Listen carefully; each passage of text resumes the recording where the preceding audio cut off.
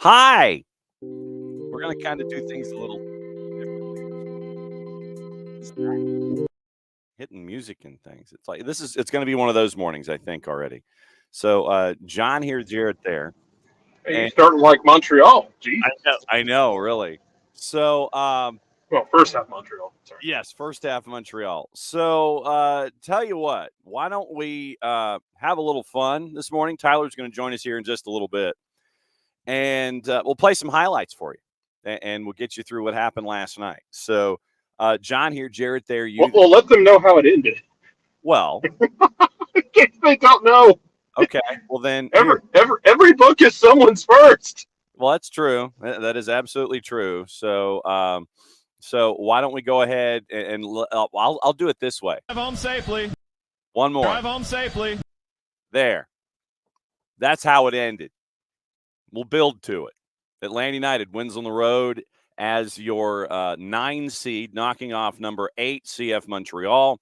That's what we're going to talk about at the very least in hour number 1. We've sent out the bat signal for Dylan and Marion in hour number 2 if they can join us, and we'll see what happens. But a lot of the time, obviously, is going to be on Atlanta United this morning and getting you ready for an interesting match scenario in Fort Lauderdale on Friday night as the opening round of the last 8 in both conferences start. Strangely enough, in Fort Lauderdale. Who knew? So, all right. Atlanta United in the first 15, I know that, Jarrett, we were talking about it, and it was kind of one of those things where you're like, well, you know, you want them to get off to a hot start because they had played, and it was a grinder at everything that they got into to get into the playoffs. First 15 to 20 minutes, they get to the quarter pole. Nothing had happened. It was goalless, and so there was they tried. Yeah. Or you hit the corner in like the 3rd minute. Like they pressed at the start to find something quick. It wasn't there. Montreal asserted their authority as they are wont to do in the second half of the year. I think just kind of was okay with sitting back and not giving Montreal room to really cause problems. Like in the first 50 minutes, I think Joseph had one really good looking goal, and that was it. Otherwise, you limited him to either getting crowded out or shooting long. Yeah. Which I'm a proponent for taking long shots because it can loosen up a defense, but you'd rather someone be firing off from 20-25 as opposed to getting open looks in the box. Like, it seemed like they settled in defensively, but then what happened, John, after the 25th minute? After the 25th minute, it's an interesting dynamic that we'll have to talk about on the flip side of this particular moment. 1-0 to the visitors. Here's how it happened, courtesy of our friends at 92.9 The Game on the Odyssey app. Rolled across the park to Williams to the central channel. Williams 40 yards from goal. Will flick to Amador on the left wing. Here's his cross the penalty spot. Header! Score! Brooks Lennon! It comes out of absolutely nowhere. Atlanta United in the 29th minute has the lead. So, Pedro Amador again, and we have discussed Pedro Amador ad infinitum, and I'm not going to use ad infinitum ad nauseum because there is no point of ad nauseum involving Pedro Amador. Vote for Pedro. Vote for Pedro. Vote for Pedro. Vote for Pedro. Pedro Amador again on a dime, gives a nickel change, and it's 1-0 to Atlanta United on the road, Jared. I think I've stunned him. The mute button didn't work. Oh, sorry. Sorry. Damned mute button. I know. Man, I think Matt Doyle said it was like a 45 pass sequence for Atlanta that leads to that. And it wasn't like what you're thinking of where it's these pretty sequence quick 1-2s as they just demolish a defense. It was patient. Mm-hmm. Like, you go back and watch it, it takes 2 minutes or more. Atlanta's working the ball around. They keep trying to find that entry point. And give Montreal credit in the moment up into the goal because they kept stepping. Like, the thing is, they kept getting pushed deeper, and then it got to a point where they weren't stepping out on Atlanta. But every time Atlanta would try and, probe in down the sides or down the middle or in the alleyways, Montreal would shut it down. Atlanta was like, cool, we're not going to force it. Yeah. And they just recycle it. and then they go hard down the right-hand side where they think they have an entryway. Montreal does a really good job of stopping it, and Atlanta starts pop, pop, pop. It's 3 or 4 passes back to the left side, and they're not super, super fast. It's not all one touch, but they get the ball across quickly back to the left side. Pedro puts the ball in. All it takes is that half second where the defense lets their guard down after defending for that long, and that long of a sequence of over 2 minutes. And Brooks gets on the other side of his man, and playoff Brooks. Pick his moment, buddy. It's not playoff. It's like the Kirkland's brand of playoff Franco. Yes. But look, man, Brooks Lennon's been a warrior. He'll play every minute you make him play. And that moment, he senses it, gets on the other side of his man, and makes it count. And it's that dream start. It wasn't as fast as I kind of expected they would try and make it. I think they tried something early before they kind of, like, Montreal grabbed control of the game, but I think Atlanta was kind of, I'd like to talk to Rob about it, because I wonder if he was kind of like, okay, look, if they're going to grab control of it right here, we're going to sit and make them earn every inch of it. Yeah. Like I said, and I thought they did, because, like, yes, you gave up like 5 shots or in that first 35, 40 minutes. Almost all of them were long shots where you were just daring them to pull up from 23, 24 yards and start getting world-class finishes. Joseph came close. I don't know that anyone else really came close, and I wonder if it was kind of if it's not there early, we're going to make them earn every inch inside the 18-yard box. Yeah, and so now we bring in Tyler, and Tyler, that is a rather picturesque backdrop that you have, sir. I know, right? Where in the wide world of sports are you? I'm actually very near the world of sports in Orlando. Oh, you're still down there. I'm still in Orlando, yeah. I've been here since the day that they won on decision day. Wait, I will be here. Did Pedro Gillespie keep you captive or something? Is that why you're still in Central Florida? No, I escaped. So you're basically doing the Peanuts happy, the Snoopy happy dance on and pointing fingers and everything? I watched the game from Universal City Walk last night. So you were the one. I was that guy. Sitting there like this, my whole family was huddled around, and we're watching the game, screaming, looking like a bunch of crazy people. So normal is what you're saying? Yes. Okay.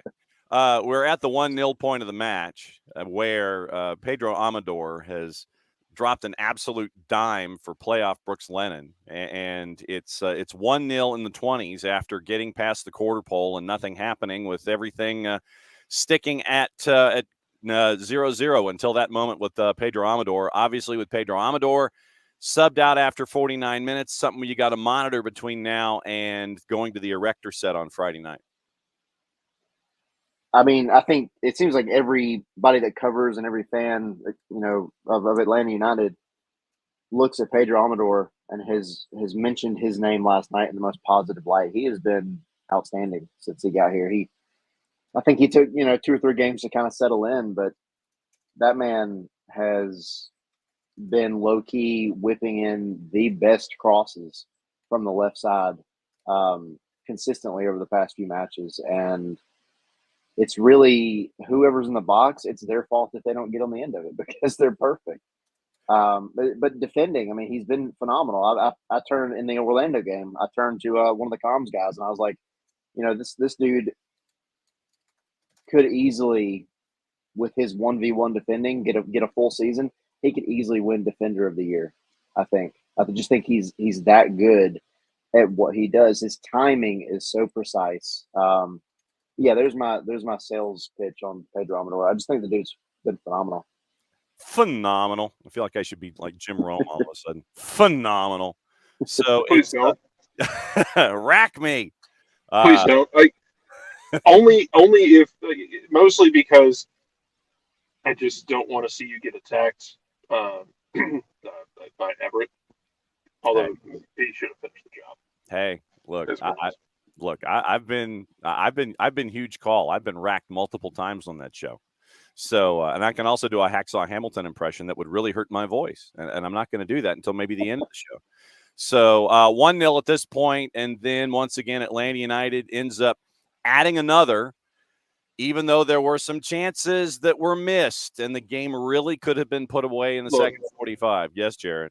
Look, the ball, like, Brooks misses a point blank, which is kind of weird because I think he kind of gets, like, jammed a bit. Yeah. The ball from Saba is filthy, though. Like, I know Saba had an up and down game. Put some respect on the ball Saba put across to Brooks when he should have made it 2-0. Yeah. Because Saba whips that thing across at pace with the right amount of spin on it, so the keeper can't come get it, and no one else is going to get it. Like, he could have walked up there and could not have walked up there and placed it any better. And Brooks, I think, kind of jammed himself and then put it in the row Q.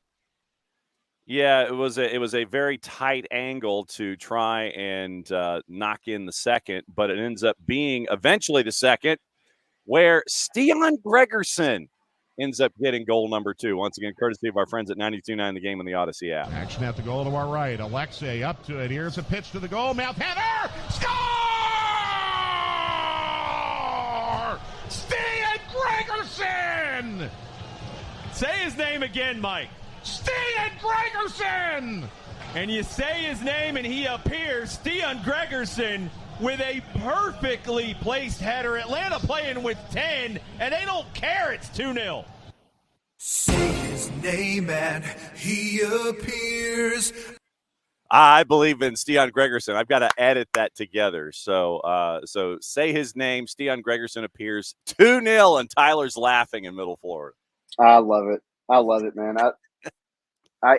The guy, he just has been like the weirdest clutch guy in like the few big games that Atlanta's had this year. I mean, he had the double, like the first 2 set piece goals of the year halfway through the season against Columbus, I believe it was. Yes. At home. And then he comes up huge in this one. And, it really comes down, like the whole team, you can kind of see that these conversations with Rob about coming out swinging and being, him being that motivator and everything, like all that's kind of showing now finally at the best possible time, right? And everybody's taking the load and lifting it. And when you need your massively tall Viking guy to get up in the air and score you a goal, he freaking does it. And what more can you ask for? These past 2 matches, you've seen the team, despite the heart attacks that they've given in the second half, they've come out swinging in a way that we haven't seen all year. And it's because of that they're in the position they are now, because you've done more in the first halves of the past 2 matches than you've done in the first halves of just about any game all season. And so I know that was slightly after that, but I mean, just the guy, he defends amazingly. He defends extremely well. And then the embrace with him and Derek after, I think that is a pairing that we've seen develop all year, and I hope it continues into next year. Large, fast, tall man scores, makes it 2-0. Rawr. That's where it was. It was 2-0, and then once again, we get to the intermission. Pedro Amador subbed after 4 minutes. And obviously, we've got to keep an eye on that, getting ready for life in Fort Lauderdale coming up in a couple of days. And this is where your physios, we mentioned at this time of year because of midweek weekend, this is where your physios earn their money. This is where, when it comes to reading all of the readouts and interpreting all the interpretations, and you sit there and it's like, yes, this is what this means. And so it's, what can you give me? And then, Tyler, it was interesting. We were discussing with Jason from Montreal, and I'm hoping that Jason is still asleep, by the way, that the starting lineup we thought might be something along the lines of Tyler Wolff on the left, Saba on the right, Brooks in his traditional right back position. And then when you get to the final 30, when you need the extra push, then you bring in Ronald. Brooks goes forward. Then Saba moves over. Instead, Rob starts with that, where Ronald starts, Brooks is up high, and Saba's on the left. So what we thought might happen in the last 30 happened from jump last night. Yeah, I loved it as I was checking it out from Universal last night. Universal. Yeah. Mhm. No, I was locked in. I was locked in whenever that match was coming up on the hour mark and things were getting ready to drop. I was like, oh, how's he going to do it today? I think it was perfect, actually, because, Brooks has been, and I'm not ever one to really call these kind of things out. It's things that I've seen. Brooks has been prone to at least one really bad defensive mistake in a game very, very recently and going back into the summer. And, last year I remember talking to Pineda, and Pineda just praised Brooks about how much time he was spending working on his defending. And we go back and look at Brooks's history, right? He was not a back. He was a true winger.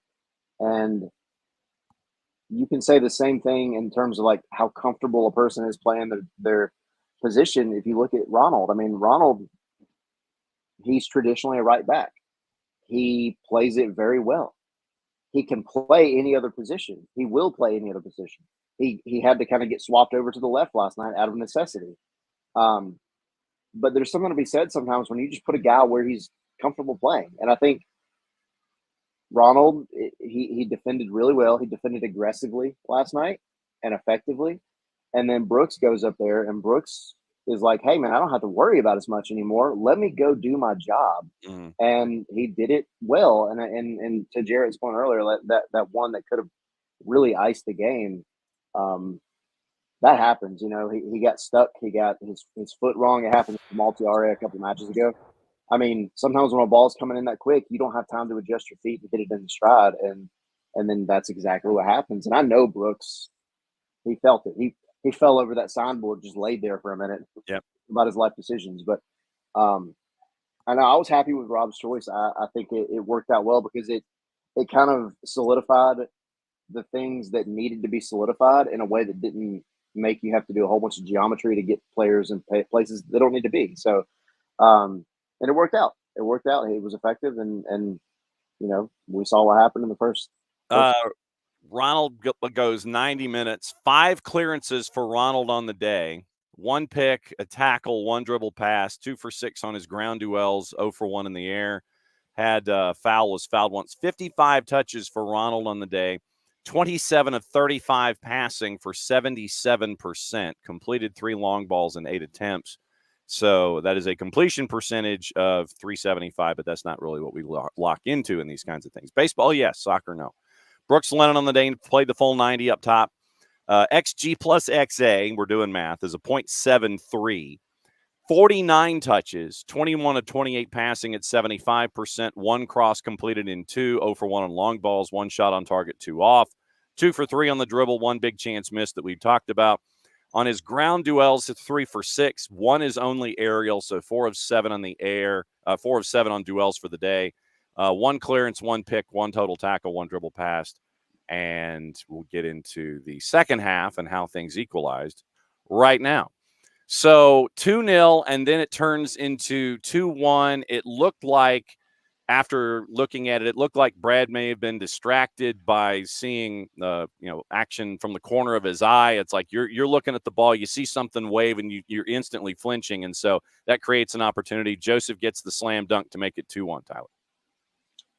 Yeah, and I know Brad was beating himself up because it's one of those situations where I think even the announcer said it earlier in the game, but a mistake in a knockout match, it can be disastrous. And this was a mistake, and it was one that we haven't really seen a ton of from Brad this year. Mm-hmm. And but yeah, there was a lot going on, and it came after that first kind of spell of possession that Montreal had, where they just did not want to let Atlanta have the ball. And then to Atlanta's frustration, they have struggled when they get pinned into their own half, and they can't decide on whether they want to clear the ball or they want to try to play through it all. And then it ends up kind of becoming this evil loop of just getting stuck there over and over again. And then you've got guys just throwing bodies everywhere, trying to keep the ball from getting towards the back of the net. This all happened, and then of course, Brad kind of spills it, and who's lurking there? Joseph Martinez, of course. I mean, My wife, the score line last night, the other day, my wife called it to a T. She said they're going to go up 2-0, and then Montreal's going to come back, and Atlanta's going to win in penalties. She nailed it. I did not want that to happen. I did not want it to have to go through sitting through, blowing a 2-0 lead and going through it. But no, I mean, Brad, it happens. It happens. And you at that point, you just kind of have to hope, like, all right, you've given up the one, you're still ahead. You just have to make it to the 90 and not worry about penalties. And Brad's good at shaking those kind of things off. If for as much as we talk about Brad, he has the experience. He's hard-headed, but he has the ability to, Ted Lasso, be a goldfish. And I thought after that he played a pretty solid game as well. And before that he played a solid game. It was just one mistake. Yeah, and then 2-1 turns into 2-2, and our Bart Keeler was getting into a discussion with a local beat writer whom we all know and read and follow on social media about the incident itself. Happened at the top of the box. The end result was a penalty and an equalizer. I have issues. So Bart, in reffing down here, breaks down the explanation of, literally, if you are a part of that line that extends the plane of the 18 that goes up to the sun and beyond Alpha Centauri and whatever. If you're in that plane, then you're part of the box. You're part of the 18. Yep. So, okay, I get that. That's fine. My issues, once again, for the 9,000th time in a row, involving a certain center ref, re-refereeing a situation where the call was not made initially. So then he goes back and goes from no foul call to foul call. Then it goes from no foul call to foul call. So re-refereeing once after not whistling anything. Then it goes to looking at it for VAR. VAR says, okay, it's a penalty. So you take the foul off the board, put the ball to the spot, and it ends up being 2-2.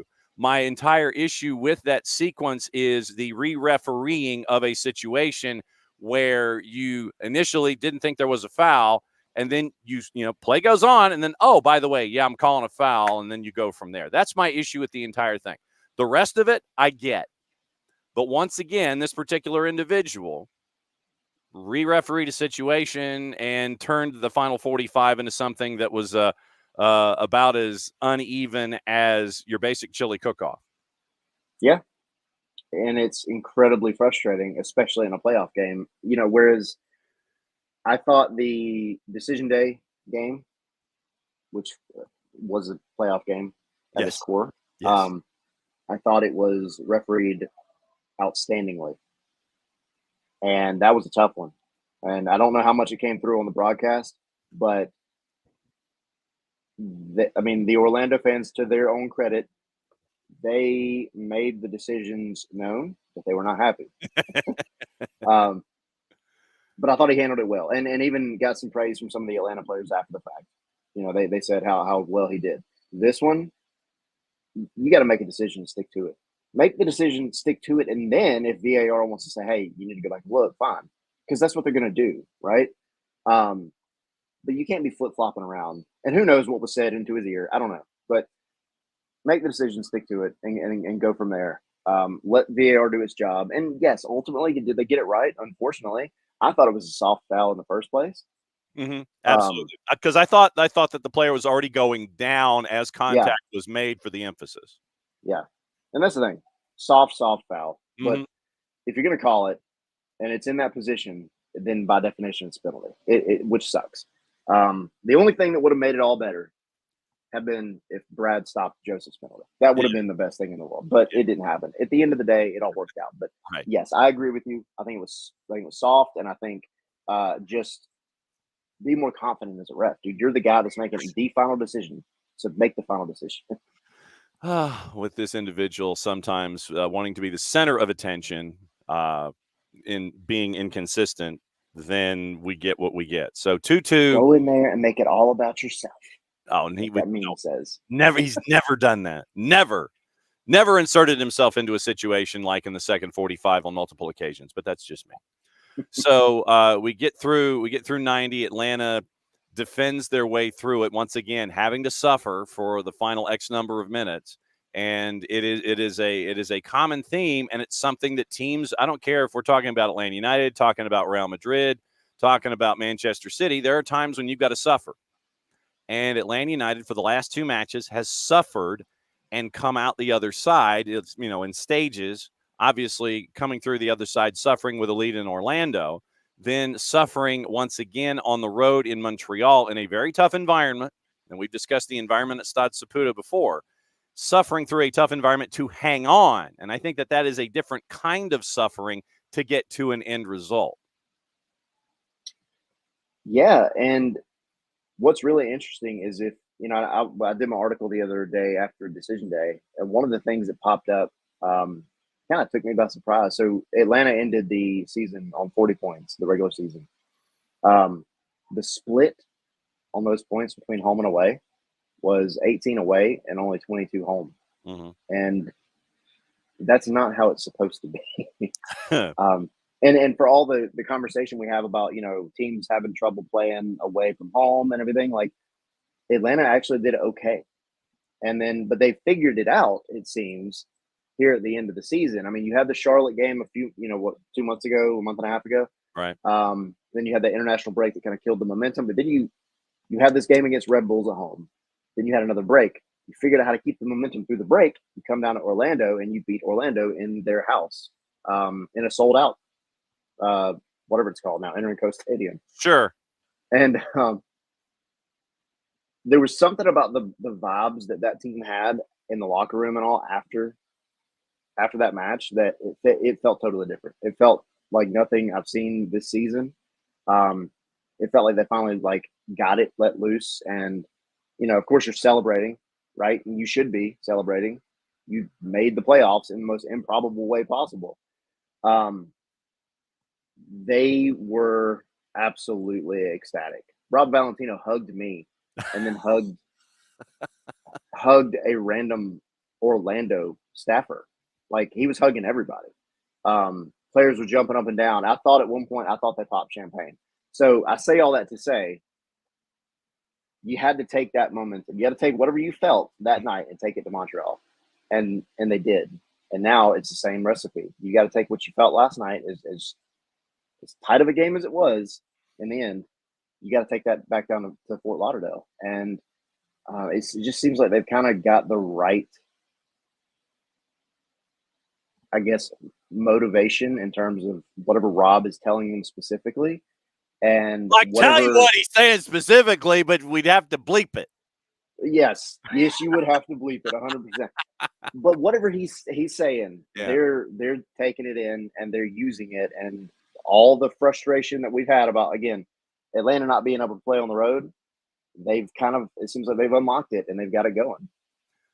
All your hate, all your love. It's like the speech that Duke gave that Duke gave Rocky in Rocky IV. You got to bring everything together. Take all your hate, all your love, and put it together and put it out there in the ring. And so, yes, FEA. And by the way, if people ain't selling that poster and if people ain't putting that on T-shirts, then we'll do it.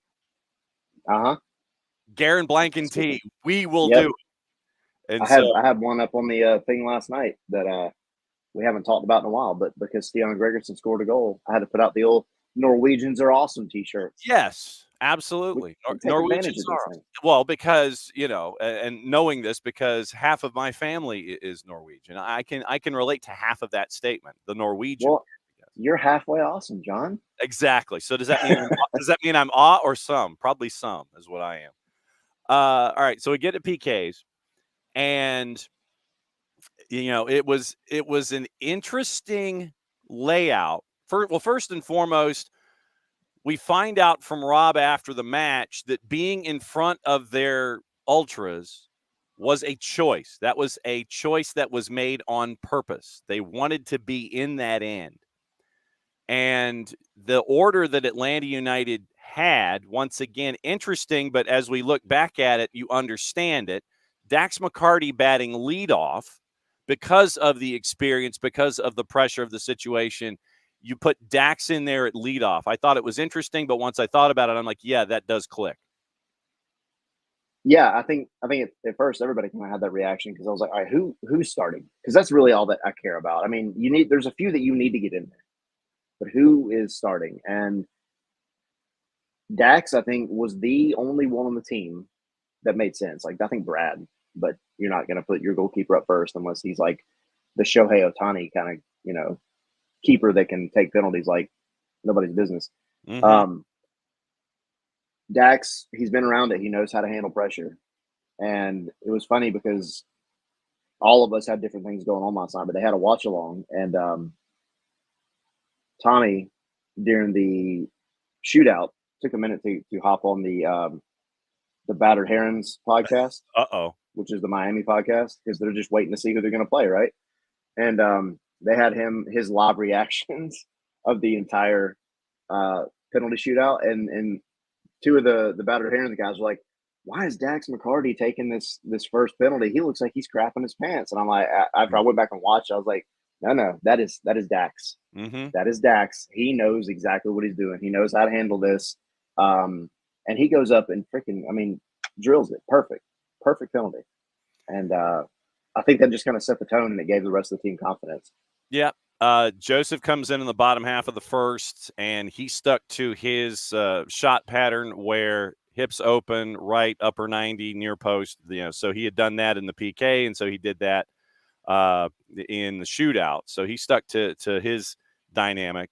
Daniel Rios comes in, batting second. He converts, and then you have the moment with Pierce where I think that with lefties, I don't know what it is, being one myself, but we have a tendency to want to pull everything. We want to. We're not used to spraying the field with outside pitches, and so if something's coming down the middle, we're gonna be predisposed to kind of pull that pitch down the right field foul line. You had Pierce do, and Pierce was a troublemaker. When he was substituted in, he had changed the entire dynamic down the attacking left-hand side for Montreal. He comes in as the lefty in the bottom of the second. Brad once again makes a save in a PK situation. And I think Johannes, I don't have the stat in front of me, but something like between Brad Guzan and Josh Cohen's penalty saves this season, they have together made something like 5 more than the entire team had in its existence before this season. Brad has just he's been good for one in key moments at least, and you kind of hoped it was going to be against Joseph in regulation, so you just didn't have to worry about this. But right. if your penalty takers are doing what they're supposed to be doing, if they're just putting it on frame, putting something behind it, and making the goalkeeper guess, you're doing all you can do. And then your keeper, he has to come up with at least one. Just give you guys a chance. And he did it. And I'm glad he did it, to your point, against the guy that came on and was a pita. Yeah, he was. You can go ahead. I don't know if you have family members that are close to you, but we're a morning show, so you can go ahead and say the extended version if you wish. It's okay. He was a pain in the back of Atlanta United's front is basically what you're saying. Yeah, pain in the rear end. Yes. And but I'm glad. I didn't really care who it was against, but it's always nice when you get that little bit of revenge. Yes. Get the one. He did what he had to do.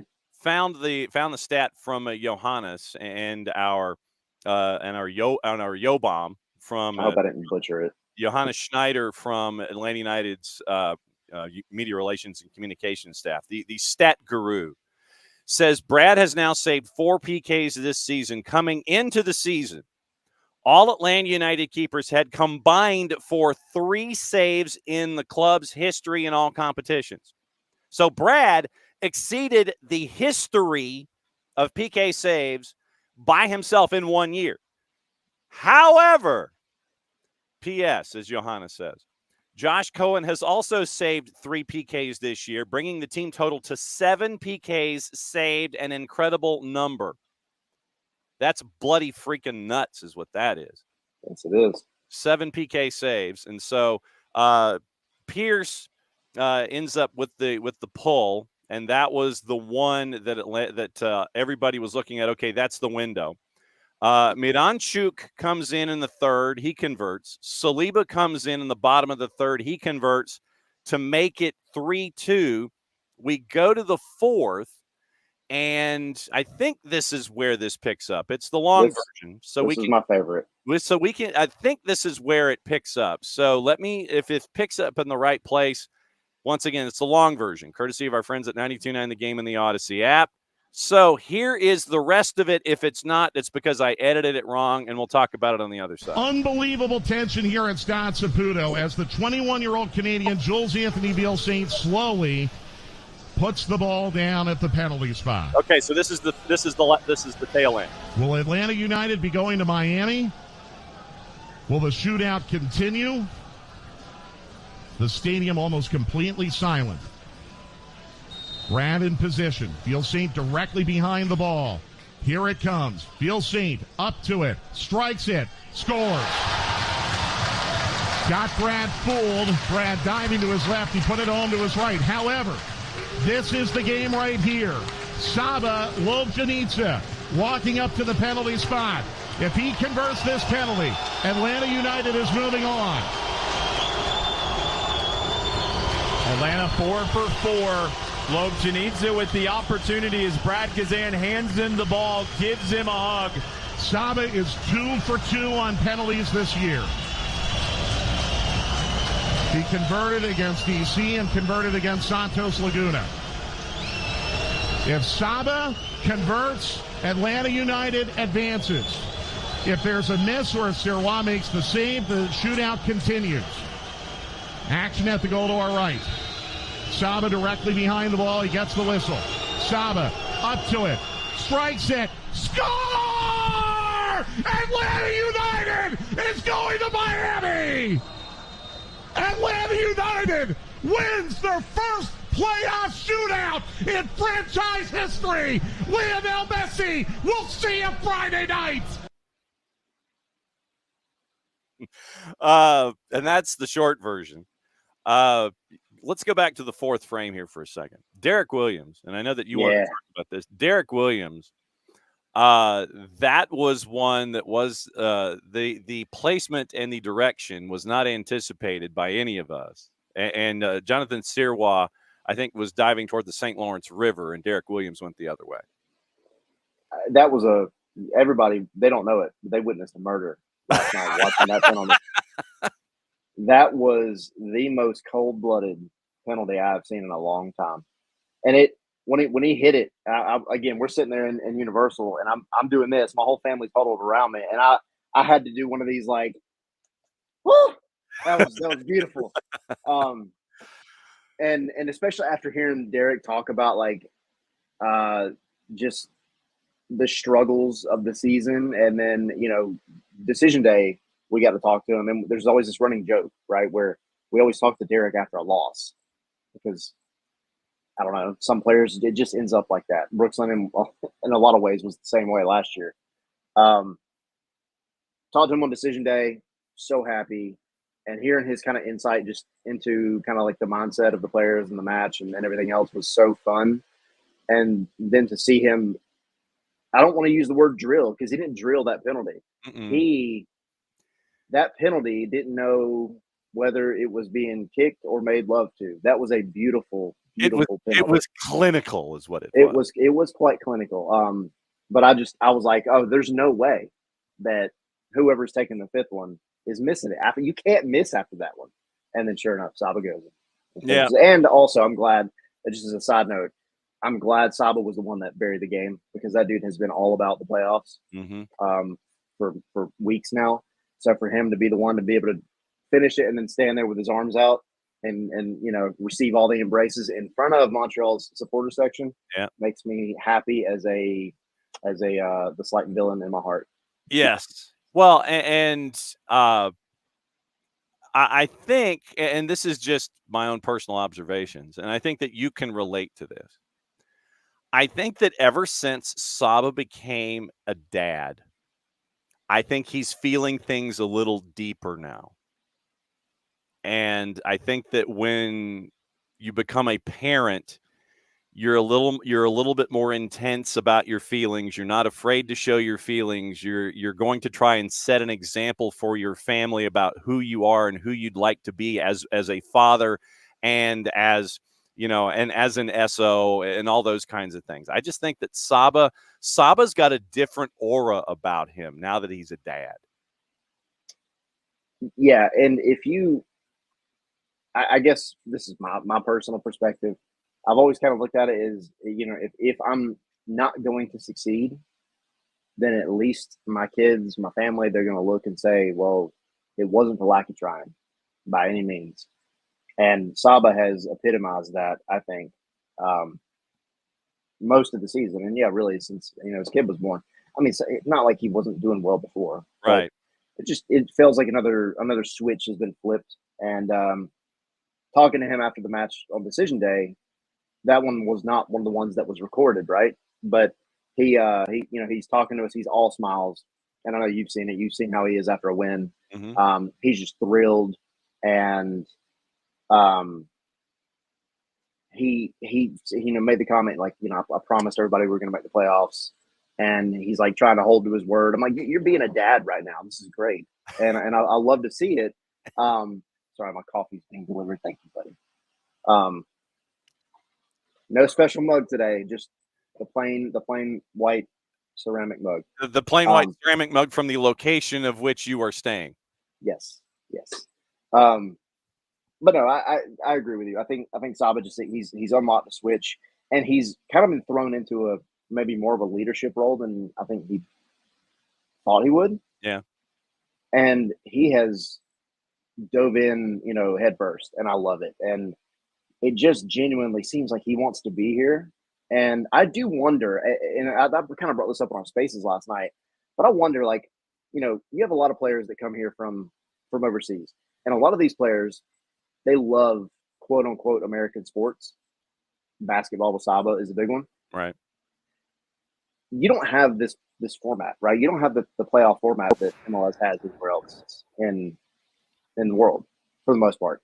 So you have guys that are coming from the traditional, points-based system.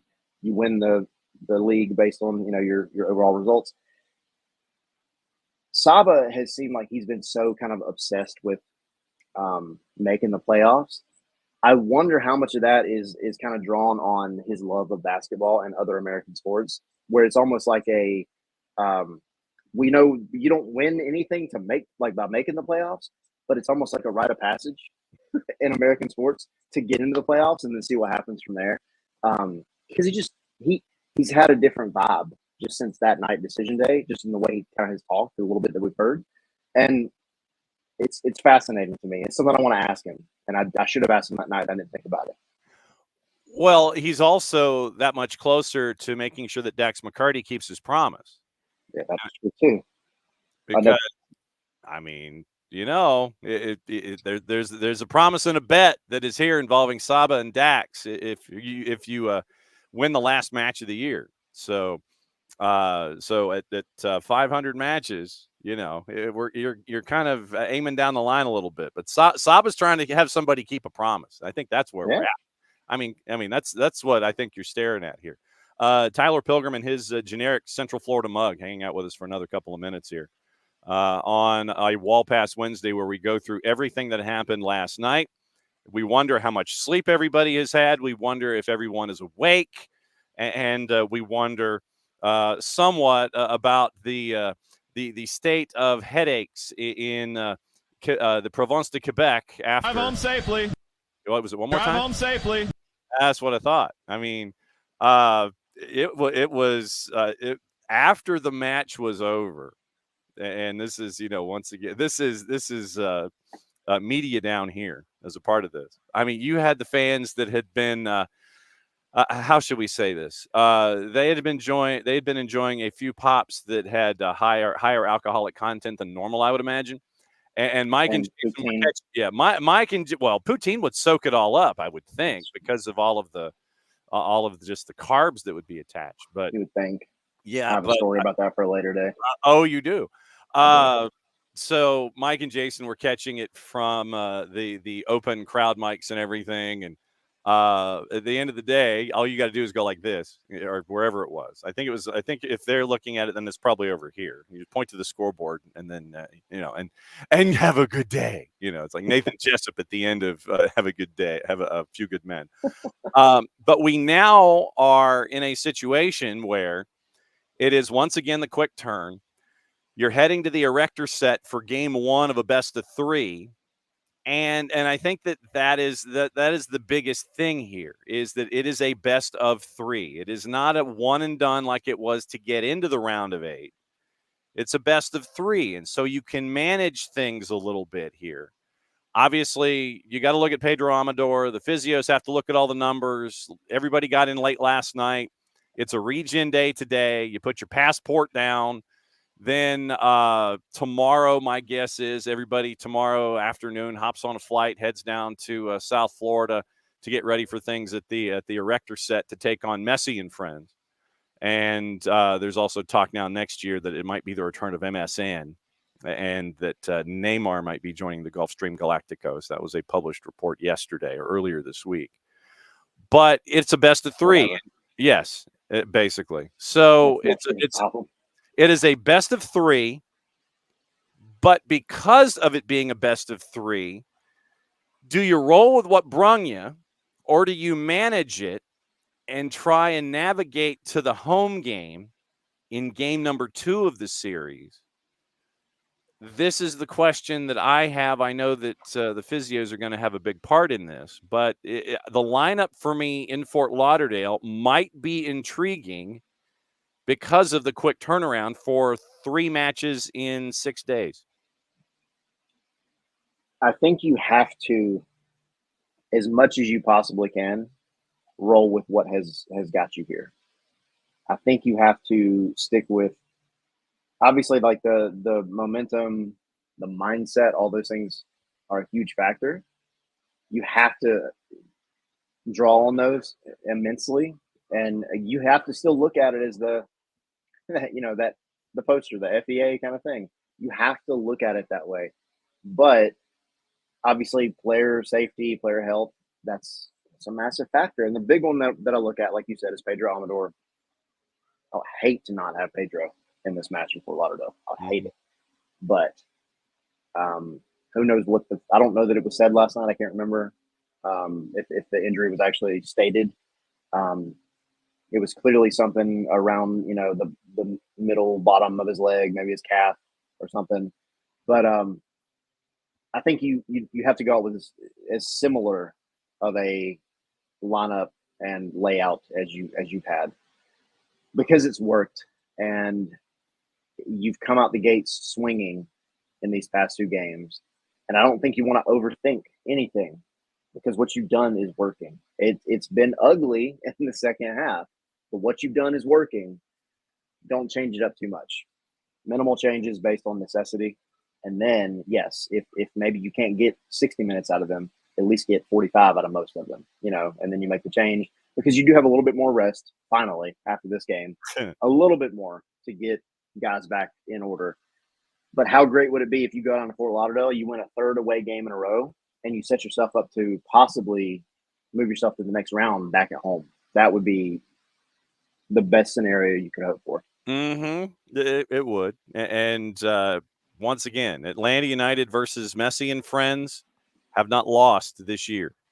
Have not lost this year to Messi and friends. And I think that you stare at the defense, you stare at that back line with your speed on the edges, and it creates issues for the defense of Inter Miami in this matchup. And Drake Callender has been exposed on a couple of these recent matches. So I'm intrigued with what it'll look like. I think Atlanta United has some places where they can take advantage of things, but it is hopefully everyone sleeping in their own beds and then just checking in sometime after lunch to sit there and get into the whirlpools and the saunas and the cold baths and figuring out which direction your body needs to go to heal. But Atlanta is the only team that has taken 4 points from Miami this year.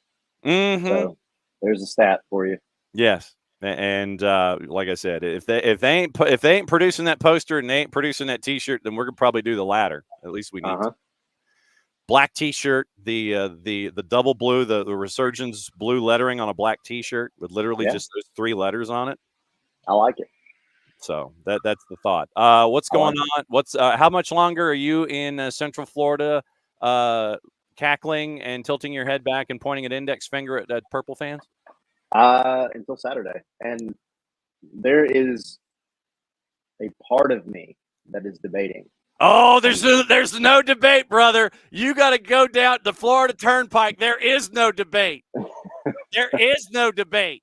Here's my problem. I'll lay out my problem for you real quick before you can jump to the next hour. I leave Saturday, so Friday I would have to go down to Fort Lauderdale. I'd have to go down to Fort Lauderdale, go through the game, which starts at 8:30, not 7:30. Thank you, MLS. Mm-hmm. Get back here to Orlando at probably 4:00 in the morning. I imagine 3 maybe. Yeah. And then get up the next morning to check out of this place, and then make the south drive back to Georgia. And so I'm struggling hard, man, but the opportunity is there. Well, what do you mean you don't know? You know you're going. You know you're going. But no, other than that, however, tonight we'll have the regular show. I will not be on it. What? Yeah, I'm trying to vacation as well, and so this is like a wedding during college football season, brother. Yeah, it really is. It really is. Atlanta has been very inconvenient for this vacation. Not really. I'm so happy, but no, we actually have some of our family down here that we hardly ever get to see. So tonight was the one night they're moving as well. So we're going dinner with them. So I will not be on our show, but the rest of them will be, and they'll be having fun. And then we'll be back at it Friday. Still trying to figure out exactly what that looks like, but we'll be back at it Friday. Mm-hmm. Well, please continue enjoying your generic ceramic mug filled with the coffee from the location that you are staying at, your undisclosed location, and the coffee packets that I'm sure were placed in a tray in the kitchen, the Urzet's kitchen that you were being provided there in Middle Florida. Yes, I'm going to take advantage of at least one more. Yes, 100%. And then I'm going to go to the pool, and I'm going to sit around and do nothing for the rest of the day. I am intrigued. Yeah, you're right. Bart and Will, I don't know what this bright line thing is. Y'all need to enlighten me, so send me a message. And David, if I had the money, I would take a helicopter, 100%. Mm-hmm. Let's see. So go and enjoy and have fun, and we will catch up with you soon, my friend. Enjoy what's left of your vacation, because it's a working vacation, brother. You're in the postseason now. I'm in it. So just be safe, have fun. We'll catch up with you on the flip side. You know you can crash whenever. Appreciate it. See y'all. All right. That's Tyler. Tyler's going to go drink coffee. Let's see. So Tom is requesting the audio where Mike and Jason were discussing things with the fans, and Mike basically said, I'll have to find it and cut it. So it might end up being tomorrow. But it ended up being one of those where the fans, for those of you that missed it on 92.9 The Game on the Odyssey app, after the match was over, the Montreal fans felt compelled to start woofing at Mike and Jason. And so they were saying some rather colorful metaphors. And I had to listen to it more than once. I might have picked up one bomb that was dropped on the air, but it was a very good job of Mike and Jason to obstruct the crowd mic from making out over air. So Washington, D.C. would not listen to the broadcast and send an envelope to Mike at Colony Square. So it was out of control, Kefsey. It really was. So it is the turn of the hour, which means one thing. We go national and discuss what's going on with our buddy Dylan Butler and find out what's going on from the MLS soccer perspective. MLSsoccer.com's Dylan Butler, the busiest man in the Northeast. We had a bit of a late night, sir. That's what we've been discussing in hour number one. Yeah. I was on the desk. I know. Atlanta United has gone from the 10% chance to getting into the playoffs, getting some help, So I guess let's go all the way back to decision day, since it's been a while since we've had the chance to catch up with you. Overall thoughts on decision day in general. The West saved its chaos till the bitter end, and I mean like the end of the end. And it was well done by our friends at MLS 360 and Apple TV and how that was handled. The beauty of multiple screens, and then the chaos in the Eastern Conference. So if you would please, sir, your observations on the chaos in general getting out of the regular season. Yeah, I mean, the short of it is that decision day doesn't disappoint, right?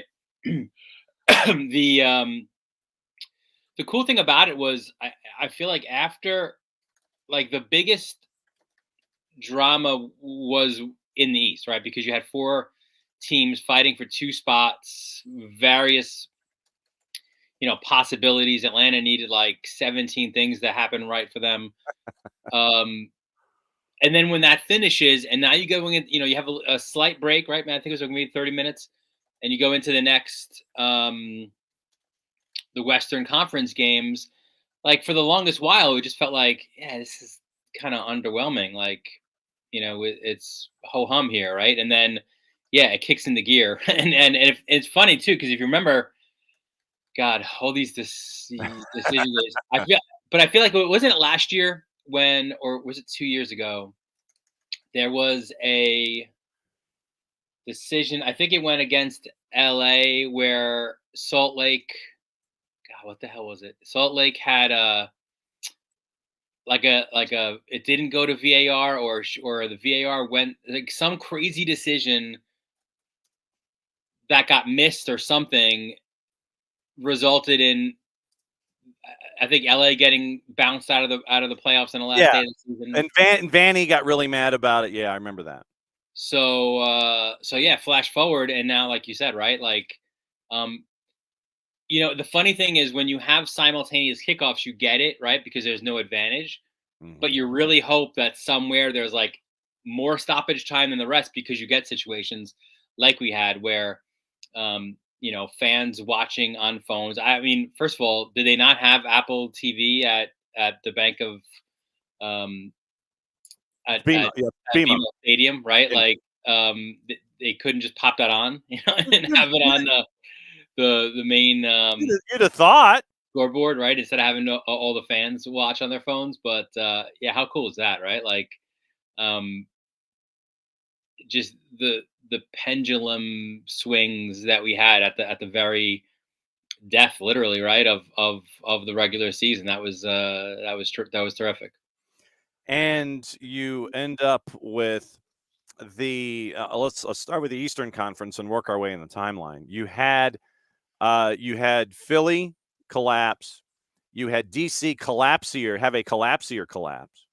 Yeah, and then they had to be the ones watching the whole drama unfold with Atlanta and Montreal and such. And you had Troy Lacine and the team, after they realized they did not make the postseason, have their meeting. And I'm guessing in the meeting on the pitch, it was like, okay, we didn't make it. Whatever else that was said. And then they go over and talk to the ultras behind the net, and I guess took the slings and arrows and tried to applaud the ultras for being there and everything. And the ultras for DC United were less than pleased, and the players stood and took it, and it was a rather one-sided conversation, I'm fairly sure, while you had Troy Lacine and DC United applauding who was there still. But also, if you're the ultras, if you're any fan base, right, like, how does your team lay an egg of that proportion, right, like, on the final day of the season? And you didn't even need, right? They needed a point, didn't they? Mm-hmm. They didn't even need 3. And then it's not like they lost 1-0 on a dodgy PK. Mm-hmm. Like, they got thoroughly outplayed 3-0. Mm-hmm. That's a bad look. Not that close. It was an ugly showing. And then you mentioned and this was the other thing that concerned me, is that the second half didn't have unified starts, because you had the first half start at 6:10. Everybody else started there. Second half didn't have unified start times, because I think Atlanta was one of the last ones to start in the second half because of the amount of minutes that had been carried over in the first 45. So traditionally, what you and I are used to seeing in the decision day over in Britain with the Prem is that you have second half starts even, first half starts even. Everybody's waiting around trying to figure it out. But you didn't have that in Major League Soccer. So even with the advantage of time and you starting ahead of time, you had to wait that much longer to come up with a decision. And so you still ended up with folks sitting there going and pulling what's left of their hair out. And, listen, for me, and we've had this conversation just because of the nature of my job. I'm literally always every match night for 38 match nights on MLS 360. That's a good day to be on it, even if you're just a casual fan, right? Like, because of the whip around and because of the chaotic nature of a chaotic league, especially on its final day of the regular season. And that happened in the Western Conference because you had going in the idea of LAG and LAFC chasing after it, and then it took a late equalizer for LAG to be back on top. Then it was a late goal. Then it was the chaos that was attached to all of that, where you're thinking, okay, it's LAGs, and then it turns into LAFCs, and it's Daniel Steres. Yes. Like if you've got a board up, right, and like who's scoring the late winner or the late decisive goal here for Houston? Daniel Steres isn't going to be your guy. No. Right, and against his former team. Yes, and the Marlon goal proved out to be a goal difference maker, because if everything was locked down with the number of points, then the Marlon goal ends up being the goal that gets them that particular category if it had come down to it. So you had chaos upon chaos if you stayed up until traditionally 12:30 or so, but no, this time around it was only like 11:30, watching everything going on in the Western half of the planet. So it wasn't as bad of a late night, but it was still a late night. It's always a late night. Yes, and that's absolutely true. So when it comes to the postseason, I guess this is almost senior superlatives time, but what team worries you the most? Who do you not want to face in the East right now? And who in the Eastern Conference do you think is the team that can be bumped off the easiest? Which one concerns you for being a seeded team that could get bumped out early? And what team do you not want to face right now? All right. So bumped off first, right? Yeah. You can take it however you wish. Cincinnati. They've limped. I mean, literally down the stretch with all of their injuries. They never looked to be the same team that they've been, and they face now a dangerous NYCFC team, right? That on their best day, are right there with the best in the league. So, seeded teams, yeah, I would say that's a team, right? Like that, at least in the East, I think has the best chance of getting knocked off. We can go conference to conference, and then in the West, Columbus. It's Columbus. Like it's funny. Like I still feel like I'm one of these. I don't know, like not non-believer. I guess I'm not. I don't know. Am I a non-believer in Miami? It's hard to be at this point. No, I don't. I mean, because I think head to head, the Crew are better. Yes, I would agree. Right. So like, I think that's going to be an unbelievable Eastern Conference final. If it gets to that. Unless Atlanta just blows the whole thing up. Well, because, I mean, like it's a distinct possibility. Yeah, we mentioned that Atlanta United is the only team that has 4 points off of Messi and friends this year. They have not lost in the lineup. Yeah. Yeah. So Miami, Fort Lauderdale, has issues. Messi and friends have issues at the back. They do. It is a point of parliamentary procedure. They have issues at the back, and I mean that back line, not Drake Callender, even though Callender has been a little uppy downy here in the last, say, couple of weeks of the regular season. But that back line, I think, can be had. And if you have speed to get around the midfield and can not let Miami, it's like if you don't look at the back of the jersey and sit there and are intimidated, oh, holy ish, there's a guy named Messi. Holy ish, there's a 7'2" guy named Sergi Busquets. Holy ish, there's Jordi Alba. Holy ish, there's Luis Suarez. They didn't get bogged down in that at Mercedes-Benz Stadium, and they handcuffed Lionel Messi in that match. I mean, they can be had. They can be had, I think. They can be had before a possible matchup with Columbus. I'm just saying. Yeah, even Orlando, right? Could, if they continue on their trajectory. They could pip, yes. They can as well. Western Conference, who of the seeded bunch, of the higher seeds, are you concerned about the most? And then who do you not want to face right now? Ooh, thinking cap is on. Seed. Yeah, the seed that I'm concerned about the most. Mm-hmm.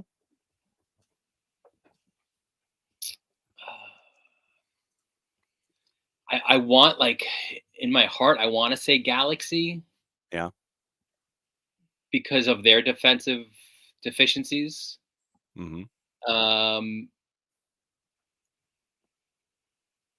What about RSL? Yeah, they're the what are they? 4, right? 3? I think they're I think the 3-6. I want to say. Yeah, so I'll flip to that. Okay. Because they've not been the same team since Gomez left. Now, right. Luna looked really good, but it's still about Chicho, right? And Chicho hasn't been Chicho for a while now. Yeah. So for sure, yeah, that's a concern. I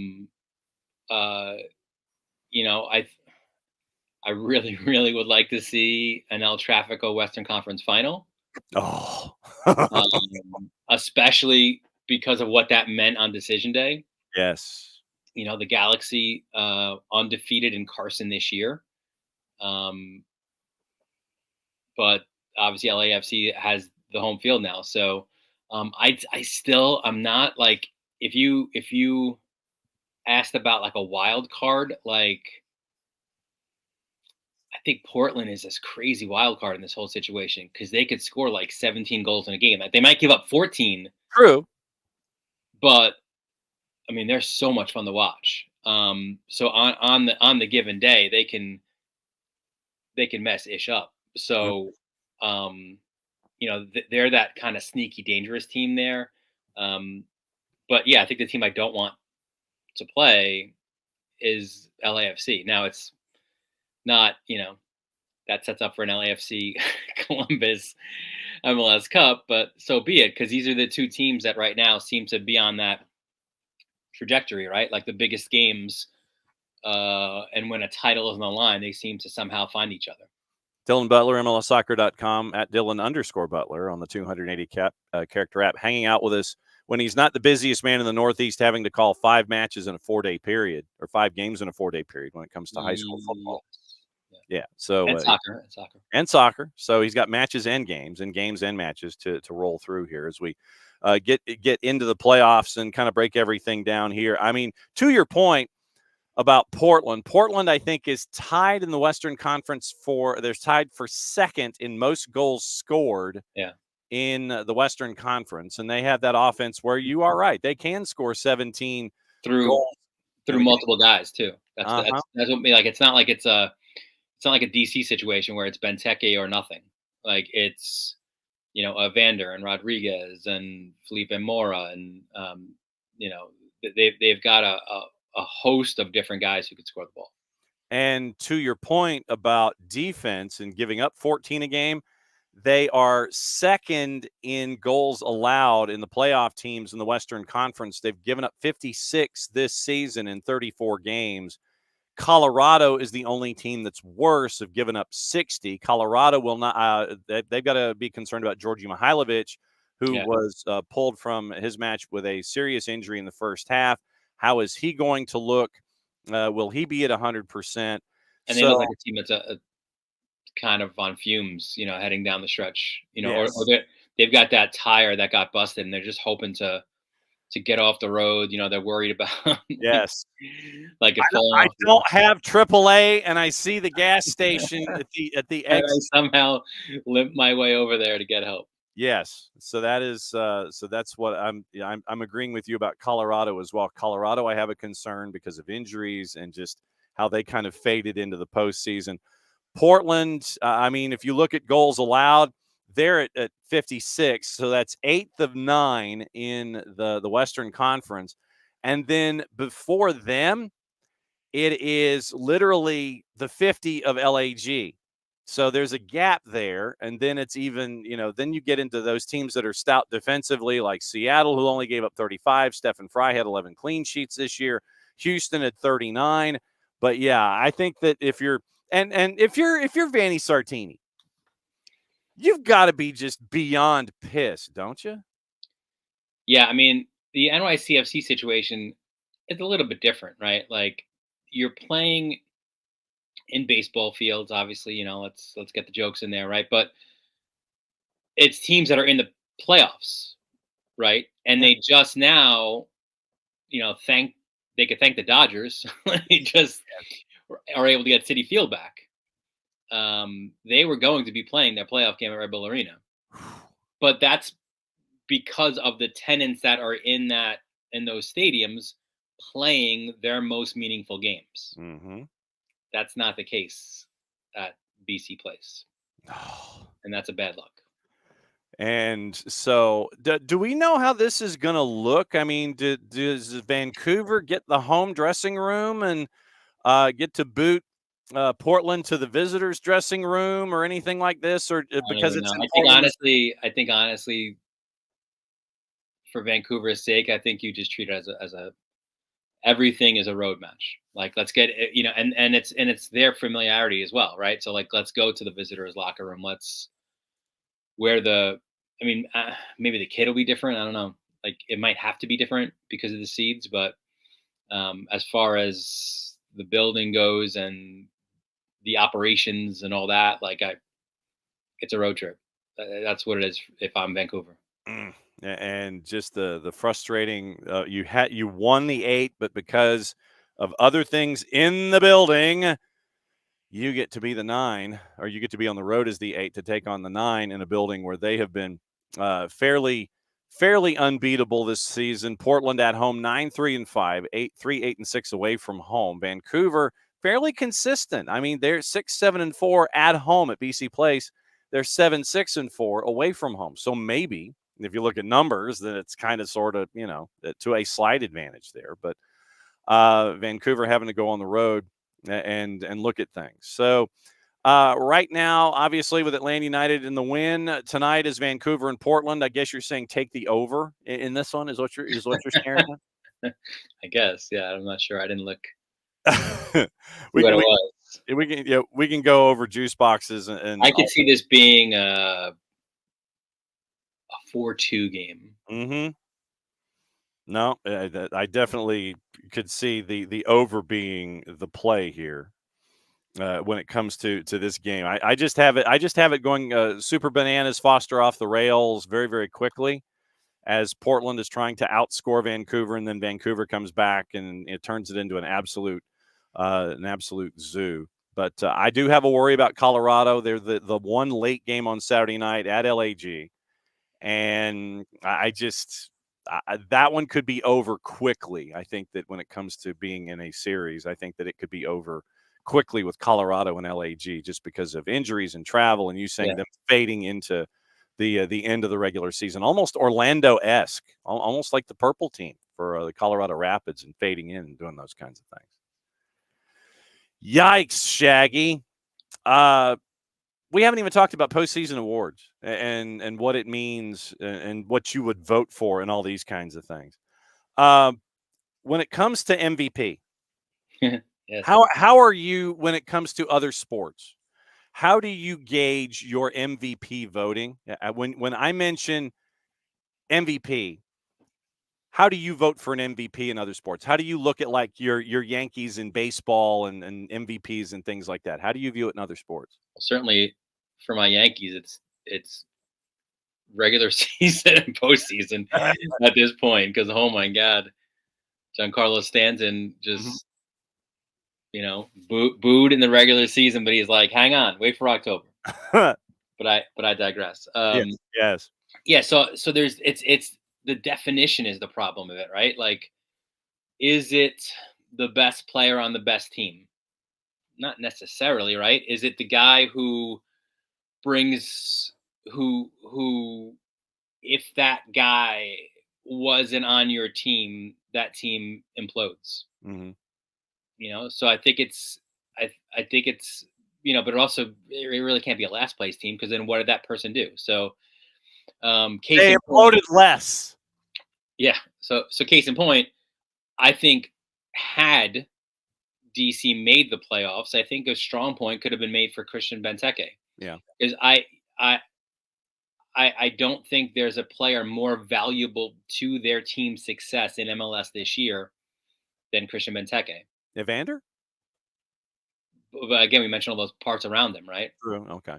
And I agree. I think when you look at Evander and his total goal contributions and the Valeri-esque type of season he's having, he warrants consideration as well. But I think Benteke, where if you take Benteke out, they're probably a wooden spoon team again, DC, True. right? So, but they didn't make the playoffs, so I think that takes him out of the picture. So yeah, I mean that's the problem I think with MVP, right? Like, I think Messi will probably win it.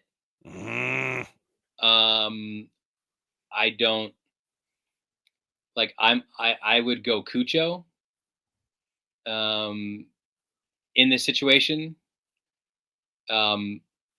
But I did like for a good chunk there. I was team Evander as well. Just hard too because they're I mean I still think that they would score a chunk of goals with the other 3 or 4 guys they have in the mix there.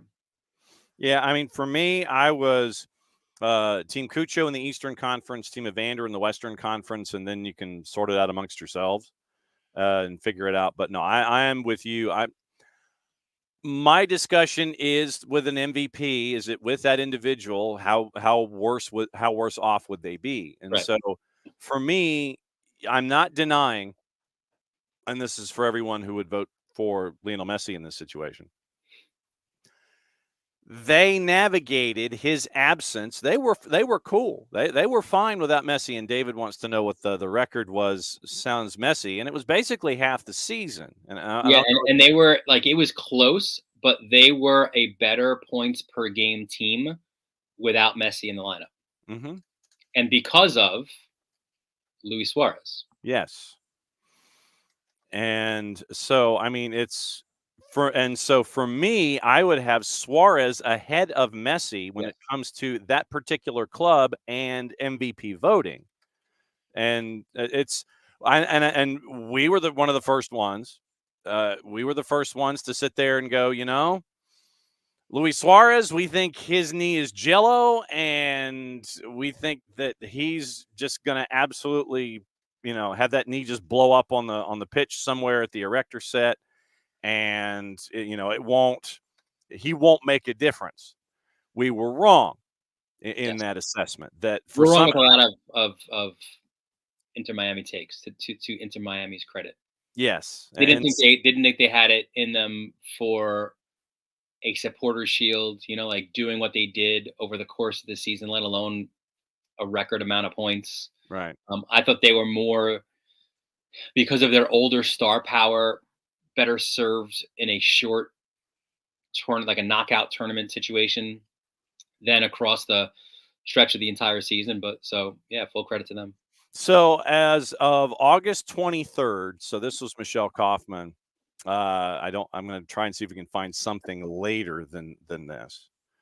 But 13-25 missed at the time, heading into Saturday's home game against FC Cincinnati. Inter Miami boasts their best record Major League Soccer.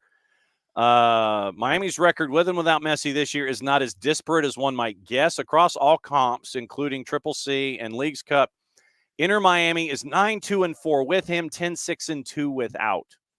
So it was a six. And this is like with 2 months. This was basically 2 months ago. So yeah, 2 months ago, they were 9-2-4 with him, 10-6-2 without him. So 555 winning percentage at one point. And I'll see if I can come up with a deeper number. But yeah, so they were slightly better with 2 months to go in the season with him than without. And I mean, like the slightest of margins. So it was, and I think it flipped at one point to get there. Okay, so 10-0-3 as of September. So I'm getting warmer with my numbers here. It's like you try and find something, you find something, you find something. Miami 10-0-3 in MLS and Leagues Cup play in Messi's absence. Messi's 25 goal involvements in 12 appearances, or 40% of Miami's 61 league goals. You had Suarez, Gomez, Alba, Rojas. The Herons scored at least 2 goals in 11 of 13 matches since Messi last featured. And so inconsistent defense, middle of the pack, 40 goals conceded, 16th most in the league. That came from Braden Chalker a month ago. So we're getting warmer and warmer and warmer when it comes to what it has been like with and without. But they're both in the neighborhood, and I think that goes to the NIL deals that have been signed by the Gulfstream Galacticos to make sure that they are under the salary cap. I mean, we've seen what Messi with Lay's and home improvement and beer and all these kinds of things. There have to be NIL deals to make sure that everybody else is under the manageable cap space that's available, I would think. I mean, come on. It's got to be some NIL deals in there somewhere. They've navigated the cap brilliantly and tried to figure out how to keep everybody happy. Four-card saying Suarez was full of ish about his knee when we all thought that Suarez's knee was full of ish. So Four-card says that Suarez's knee claims were just a play. It's like, we'll take pity on Luis Suarez. And it's like, oh, yeah, it's nice. His knee will blow up, and then all of a sudden Suarez blows up. What, sir, are your weekend plans? When are you on the desk? What are you doing? And what's going on at Varsity Media? Let's see. I was on last night. I'm not, thankfully, on tonight. Merciful. For the, 11 o'clock start? Yeah, I think you're pretty close. I mean, it's 10:30 actually. Well, 10:40. Because that's the other thing. People sit there and look at a start time and they're ready to go right on the hour or the half hour, and then it's like you got to add 10 minutes. So 10:40 Eastern time start. Vancouver, the 8th seed, at Portland, the 9 seed from Providence Park. And I was flipping sports for a second. So like last night, hockey had that what do they call it? The Frozen Frenzy. Yeah, where everybody's playing on one night. But they're all different times. Like that was so confusing. I was like, looking at my Rangers, I'm like, why are we playing at 7:15? And then why are the Islanders playing at 7:45? Like it was, I forgot what the marketing play was there. It's all in the stagger to confuse us all. That what they I needed to have an NHL 360. I am though going to my first Ranger game of my quarter season plan coming up Thursday. Ooh. Tomorrow, right? Tomorrow. Yes, tomorrow. Who's in town, sir? Florida. Oh, ooh. Yeah. Okay. So how do you win the bet as to which games you're going to go see with your quarter season package? Your 10. I mean, I have they're mine, so it's just a matter of like I sold the home opener. It was a Saturday, right? So MLS obviously rules the world on a Saturday. And then other days, if there's just work related things I can't go, then I'll sell them as well. So okay. But this will be the first one, which will be fun. I'm on the desk Sunday, double header. Yes, you get the Orlando, Charlotte, and LAFC versus the winner of the 8-9. Oh, did I already say Portland? Portland. That's what I put on my schedule. I didn't like it was easier on my phone just to put the winner. Like There you go.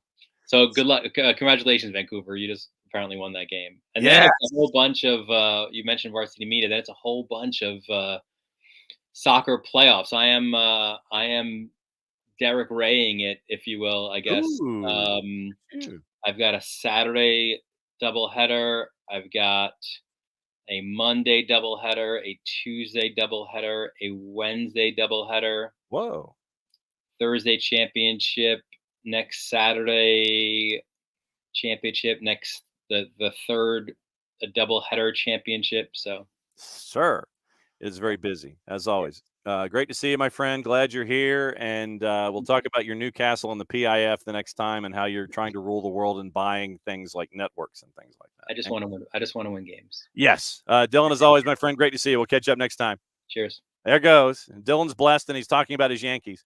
And so we finally have a unification in travel plans. Oh my God!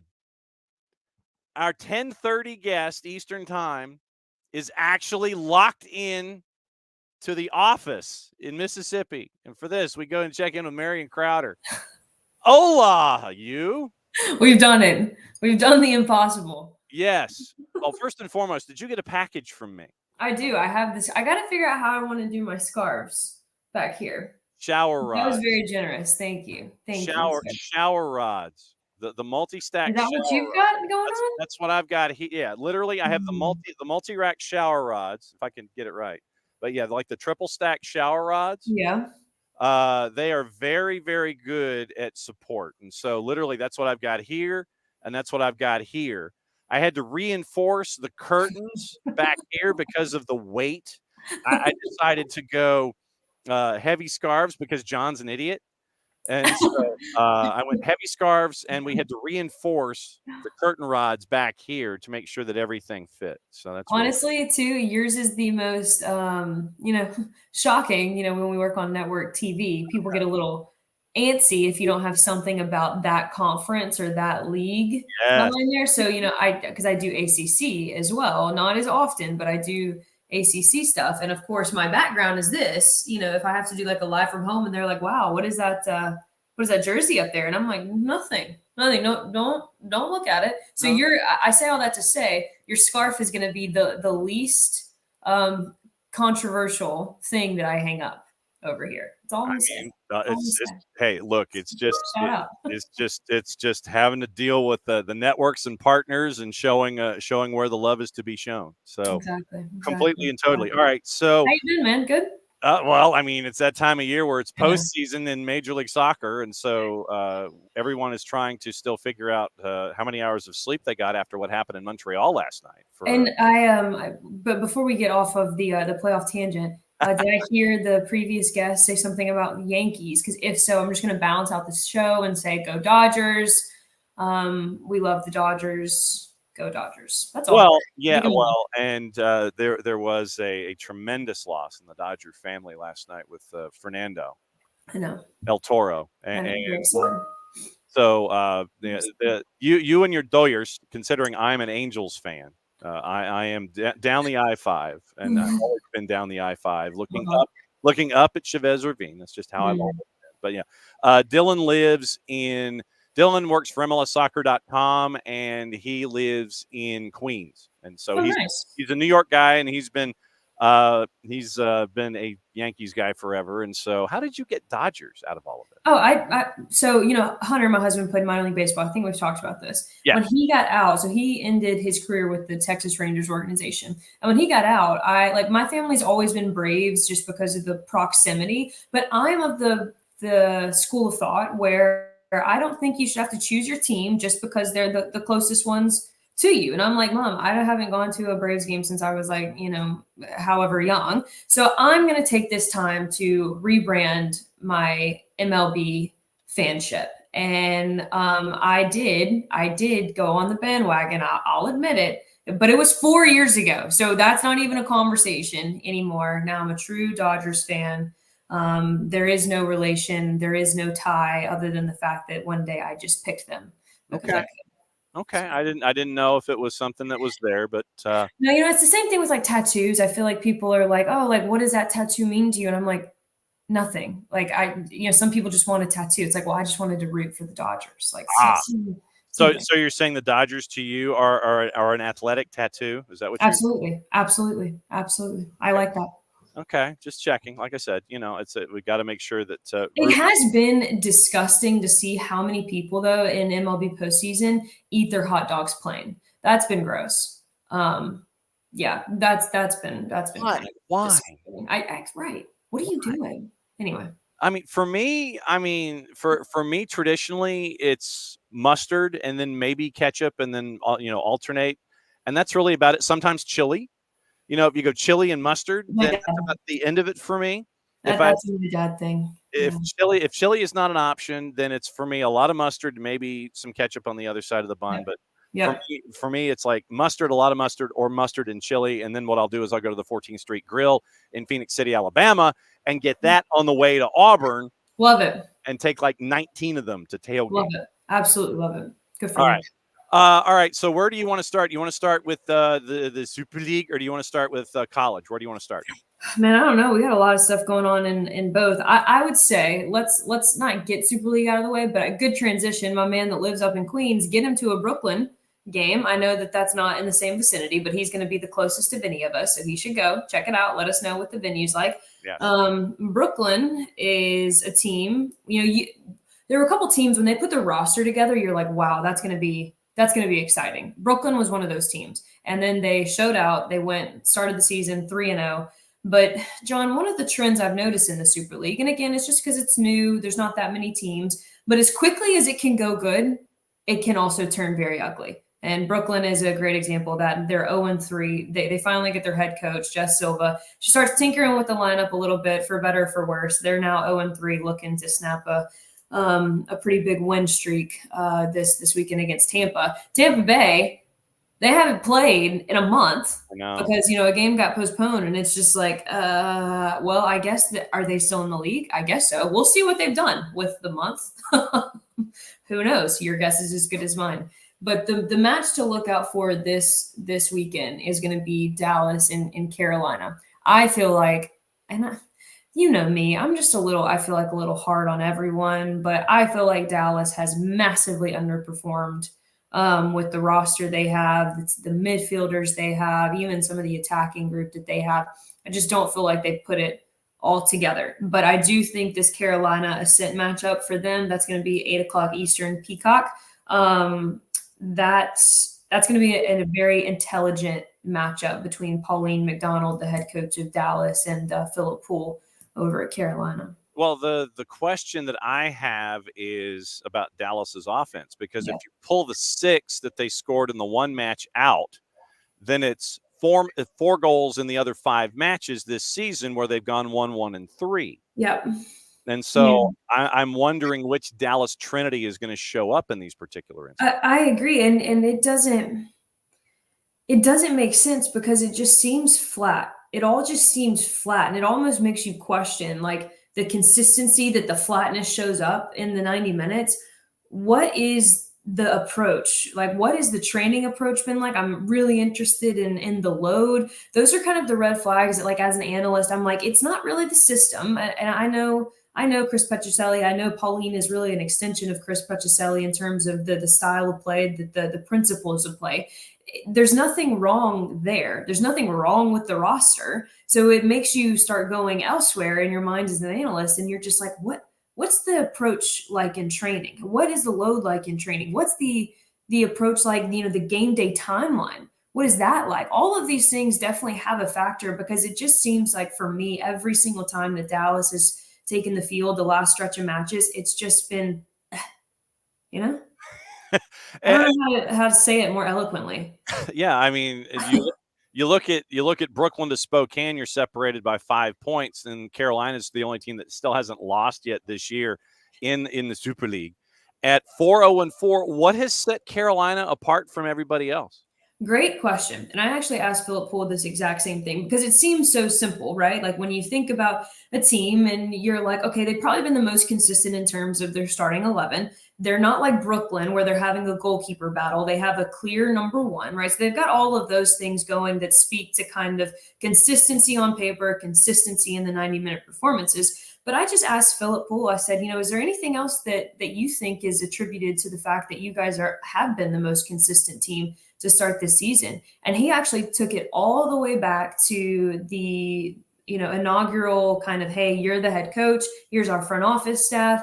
And he said he just felt like from February, March, since they put this organization together, that they have had a clear picture of what the next step is, how they're going to get there, and what it actually looks like, detailed out on paper. And he felt like because of the stabilization that the front office group and the ownership group started back in February, back in March, that has really been the key to having the stabilization that you're seeing throughout 90 minutes. And he said, I know it may seem like a little bit of a stretch, but if we're talking about teams that have gotten their fundamentals down quickly, that's what we've done. But that's because our front office staff had their together, leave out my phrase. Had their ish together. Absolutely. And I said, you know what, it sounds so simple, so cliche, but so underrated at the same time. How are you when it comes to very, very young teenagers showing and getting minutes in leagues? Are you someone that, like, if they're ready, whether it's a Kevin Sullivan or what have you? And I ask this because Stella Spitzer got minutes at the age of 14, making her Carolina Ascent debut, making her the youngest player in the USL Super League.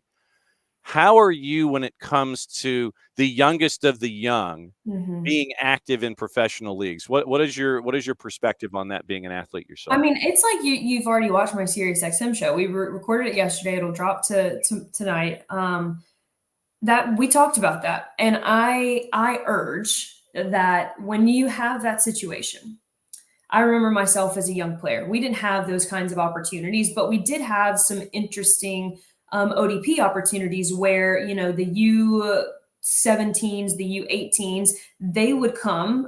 It'd be like the Region 3 U18 teams. They would come and they would scrimmage against, a top, whether women's divisional team that is traveling in the States overseas, some type of professional league. And that's kind of how they would, make some national team call-ups. I had the opportunity as a 14-year-old to do some of those.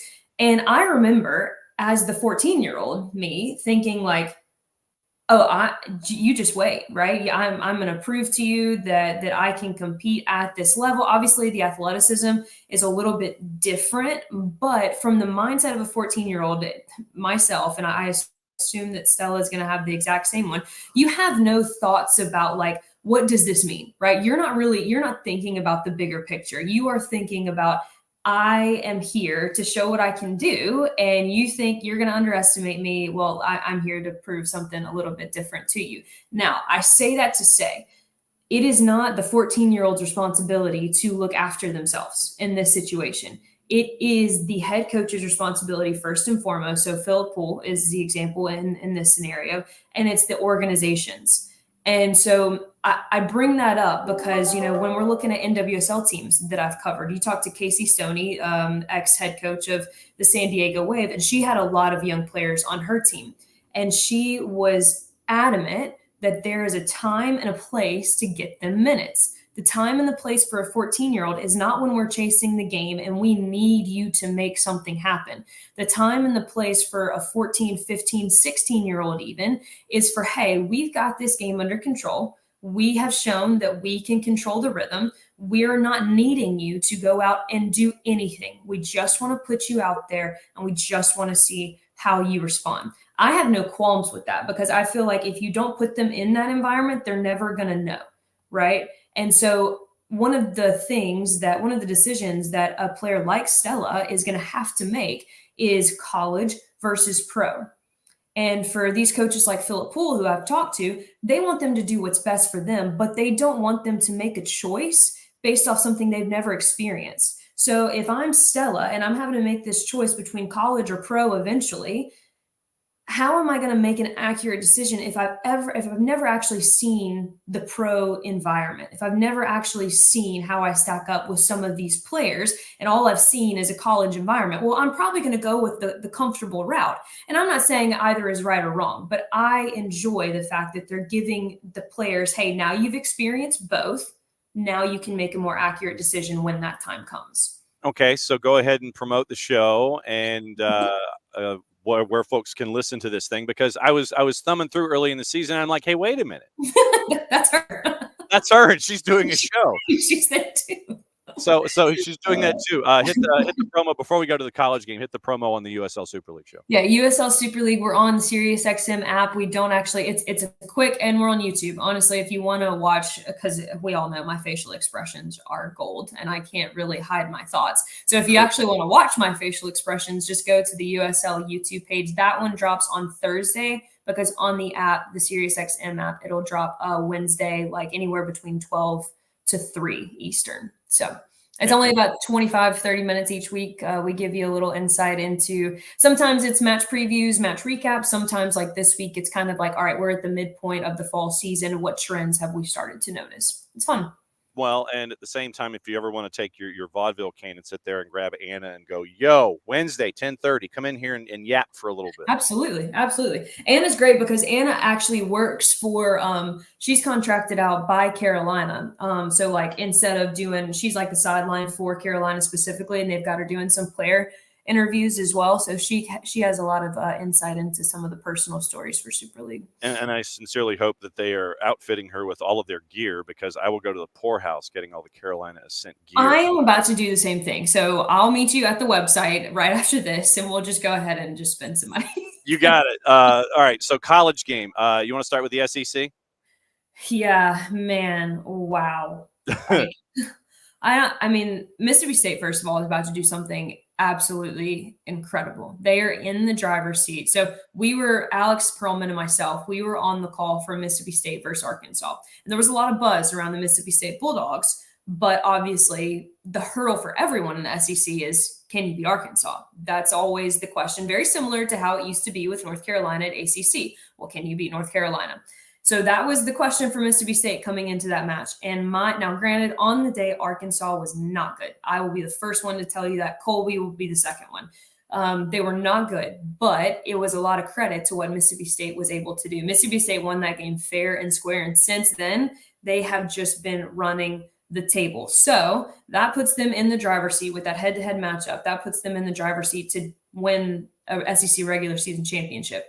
John, when would you have ever thought that we would have said that about Mississippi State soccer? I'm Mississippi native, and I didn't think it was going to get here.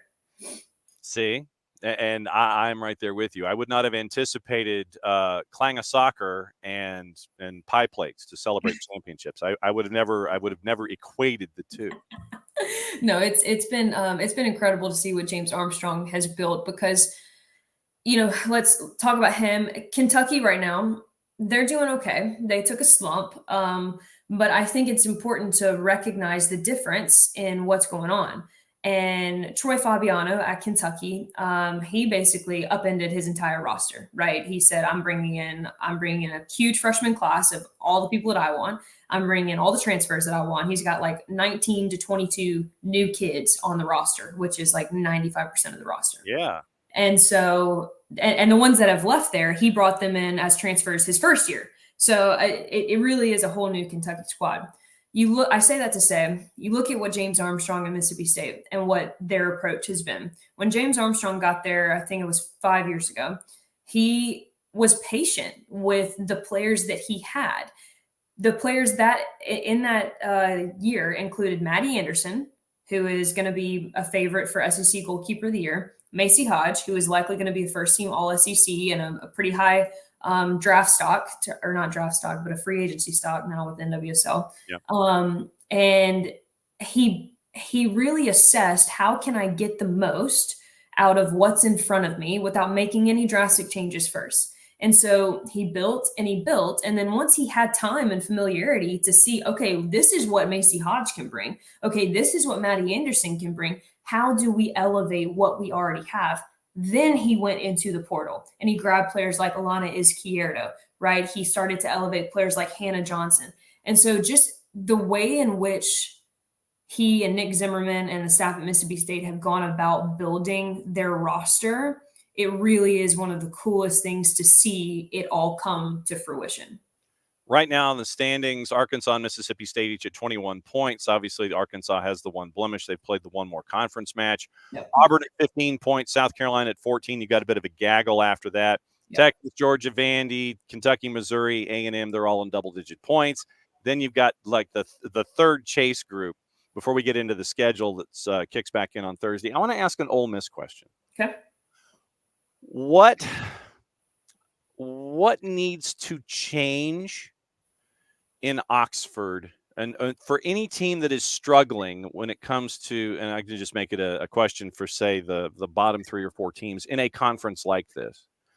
What needs to change for those teams at the bottom so it's not as disparate a wins and losses and a points thing? What needs to happen so those teams at the bottom can get closer to the middle of the pack and take that next step? Is it just investment and interest or what?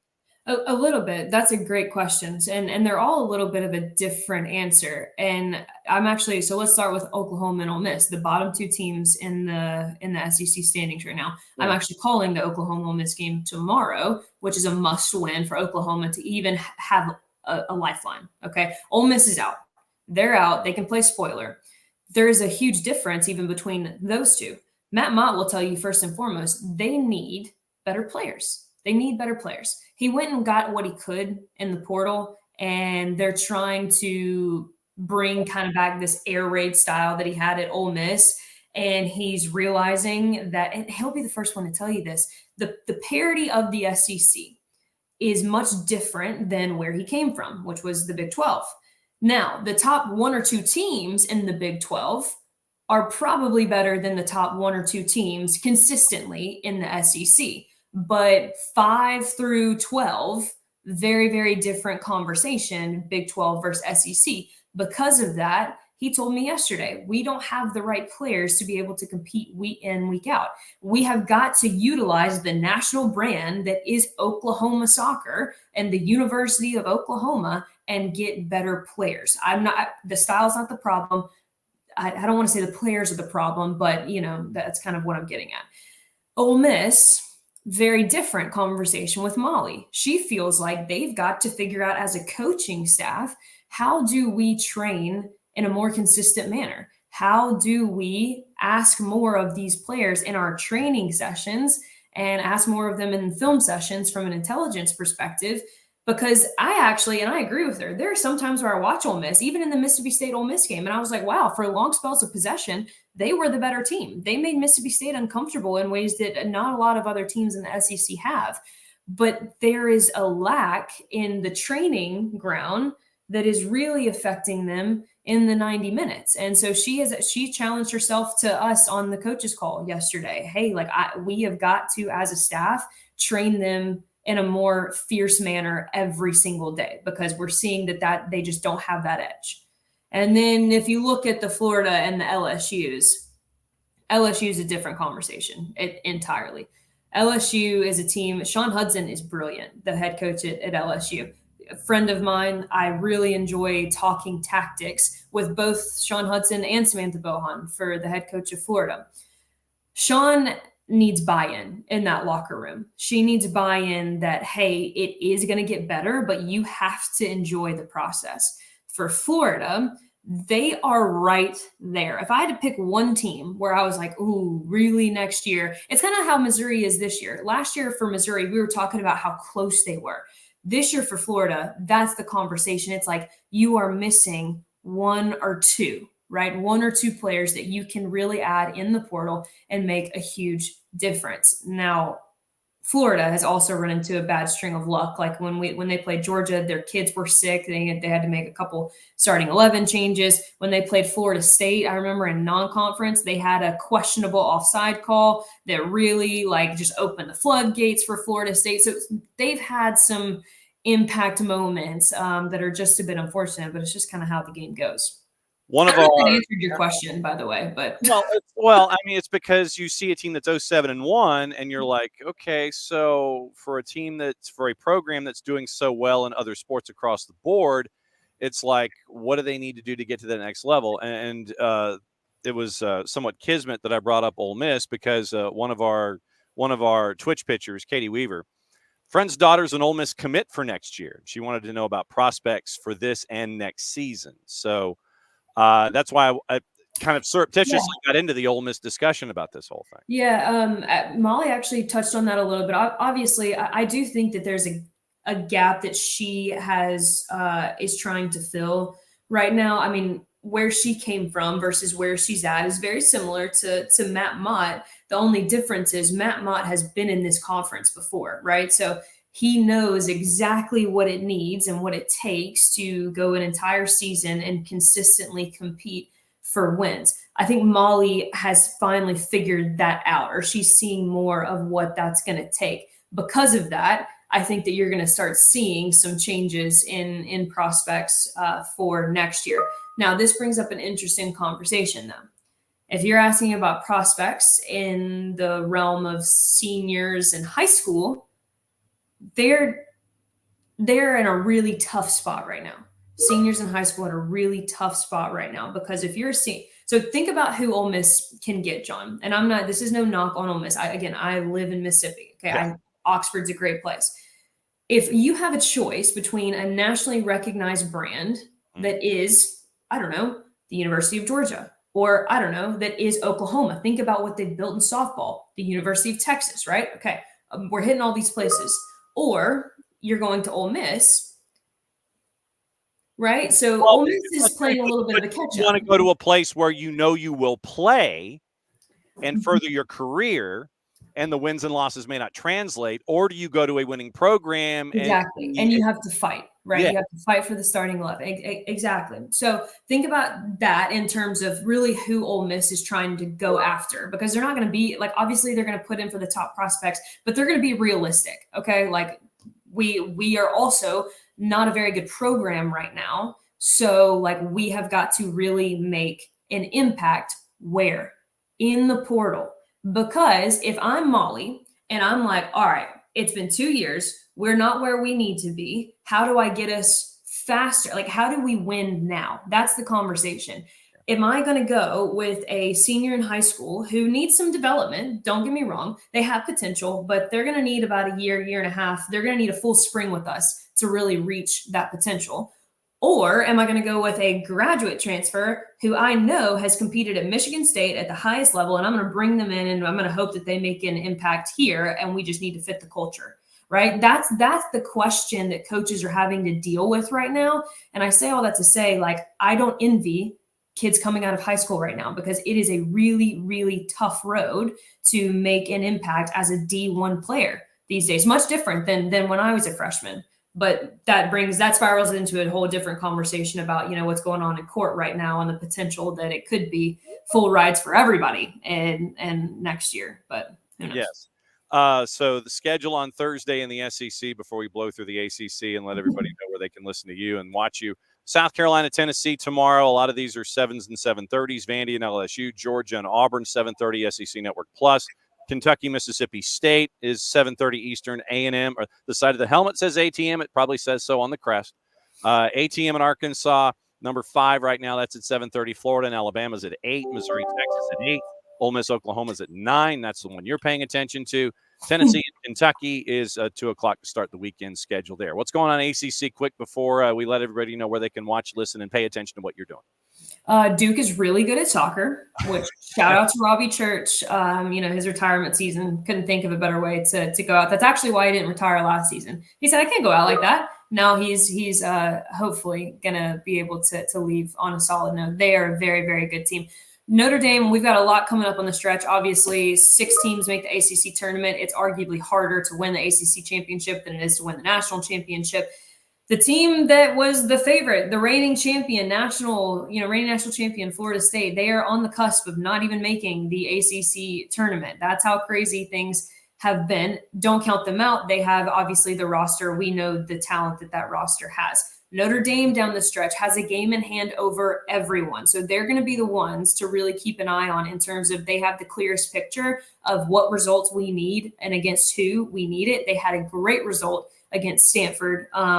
Stanford's going to struggle because Stanford in that game against Notre Dame, Stanford lost potentially their center back. She went down with an injury, did not come back. I don't know if that's going to be a season-ending injury, maybe just out for a couple weeks.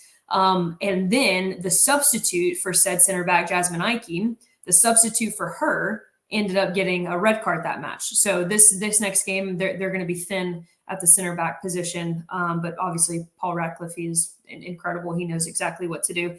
The other team that got punched out, Cal got an early exit.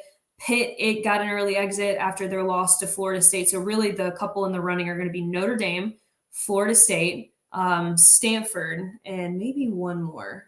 Let's see. I think that may be it. I think that's it. Okay. All right. So now what is your busy ish schedule for this upcoming weekend before we catch up again next week? I am on Oklahoma. Let me think. Oklahoma Ole Miss Thursday, and then we've got the Texas A&M Mississippi State matchup on Sunday, and then John, then it gets real fun. Then we've got SEC tournament. Okay, so I'm going to be doing that. That's like the first week of November, but the first week of November for me is split. So we're going to be SEC tournament beginning of the week, ACC tournament end of the week. So we'll talk.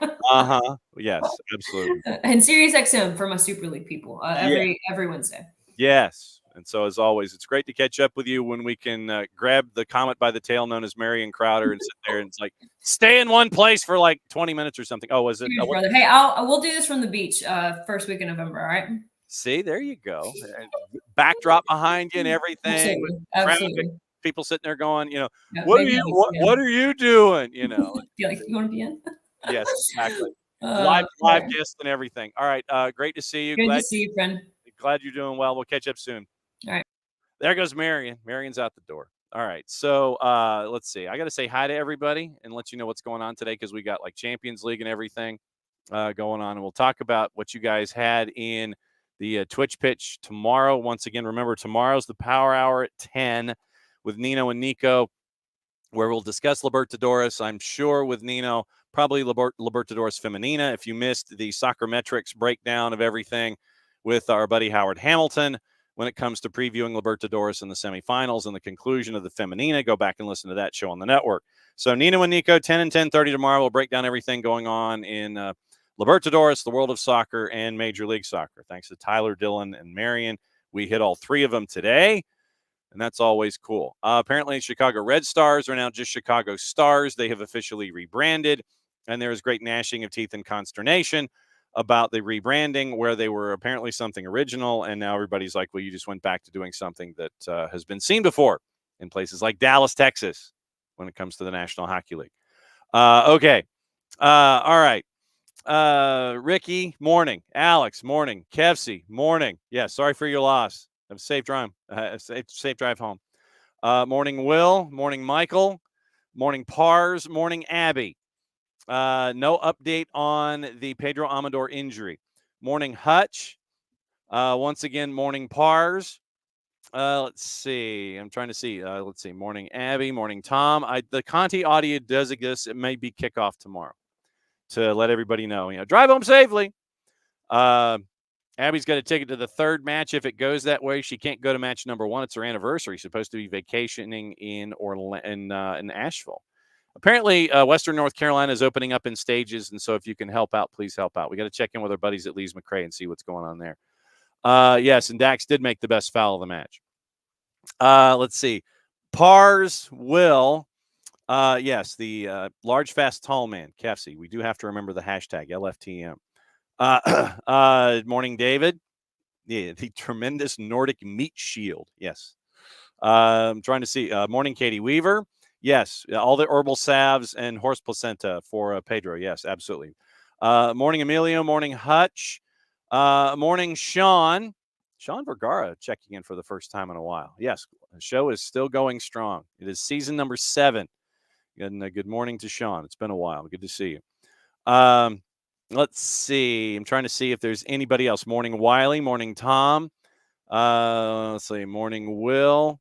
Once again, morning, Katie. I'm trying to see if there are any other names that have drifted into the show this morning. Let's see. I'm trying to see if there's anybody else that, but I'm glad you guys really had, yes, Bart, reminding everybody, take the bright line, whatever the bright line is. So Bart is checking in that way this morning. And let's see, I'm trying to see if there's anybody else that I have missed. I'm now to hour number 2. Morning, Jordan. Jordan found the audio from Odyssey, the Odyssey audio. When Montreal fans started to get spicy with Mike and Jason. Absolutely. Morning 4 card. I know that people, Kefsey, are questioning my choices when it comes to what I put on hot dogs. Traditionally, I've gotten to the point now where I don't even buy hot dogs because when I go to college football games with the boss on the planes, morning, Derek. I know, Alex, I'm at like 800,000 myself. I was like, I don't know. I'd love to be able to do something with them, but I don't know. I've got 836,200 channel points. I don't know what I can do with them. Morning, Derek. It was a wild night. We'll play it tomorrow, probably the getting spicy part. But obviously, you know, with what happened. Drive home safely. Exactly. You drive home safely. And no, it was I had forgotten how much agita this kind of stuff brings. And so it was definitely a night of agita. Get to rest it up and get ready for Friday night at the Erector Set in Fort Lauderdale, and we'll talk about it more. We'll continue to talk about it. We'll keep going. Apparently, MLS set attendance records up 5% over 2023, up 14% over 2022, and Atlanta United at the top of the ladder, averaging like 49,000 for their matchups. Soccer on TV today. It is a bunch of college soccer. Copa Sudamericana's at 6. Copa Libertadores at 8:30. Cruzeiro, Lanús, Botafogo, Peñarol. And it is on BN and BN in Espanol. If you don't have it, get it Fanatis, fntz.co/soccer down here. And you can dial in and get that, all the BNs, Nuestra Tele, For the Fans, Teise, CDO, Liga 1 Max, Liga 1 Max Pro, all the things. And you can be a degenerate just like me. I blame Jason. The CBS Sports Network has Atletico Madrid and Lille at 3 o'clock on CBS Sports Network in Champions League U17 Women's World Cup. The U.S. was off to a hot start yesterday afternoon. Poland, Brazil at 4, England, North Korea at 7. BN Español is simulcasting Sudamericana and Libertadores. Chilean Primeras on Fox Deportes at 9:30. Sporting Cristal and Universitario. U17 Women's World Cup, Mexico and Kenya's at 7 on Universo. Portland, Vancouver, 10:30 on Apple TV. Fox Soccer Plus, U17 Women's World Cup, Zambia, Japan at 4, Mexico, Kenya at 7. Paramount Plus, AFC Champions League Elite. Both of those matches have already happened. All 9 matches today in the Champions League. Atalanta, Celtic, Brest, and Bayer Leverkusen are the 12:45s. 3 o'clock. Atletico Madrid, Lille, Barca, Bayern, Benfica, Feyenoord, Manchester City, Sparta Prague, RB Leipzig, Liverpool, Salzburg, Dinamo Zagreb, and Young Boys and Inter. Europa League is today. That's going on right now, late first half. Galatasaray, Elfsborg, Sporting Braga, and Bodo Glimt. Championship, they got 2 matches on Paramount Plus at 2:45. Blackburn, West Brom, Middlesbrough, and Sheffield United is at 3.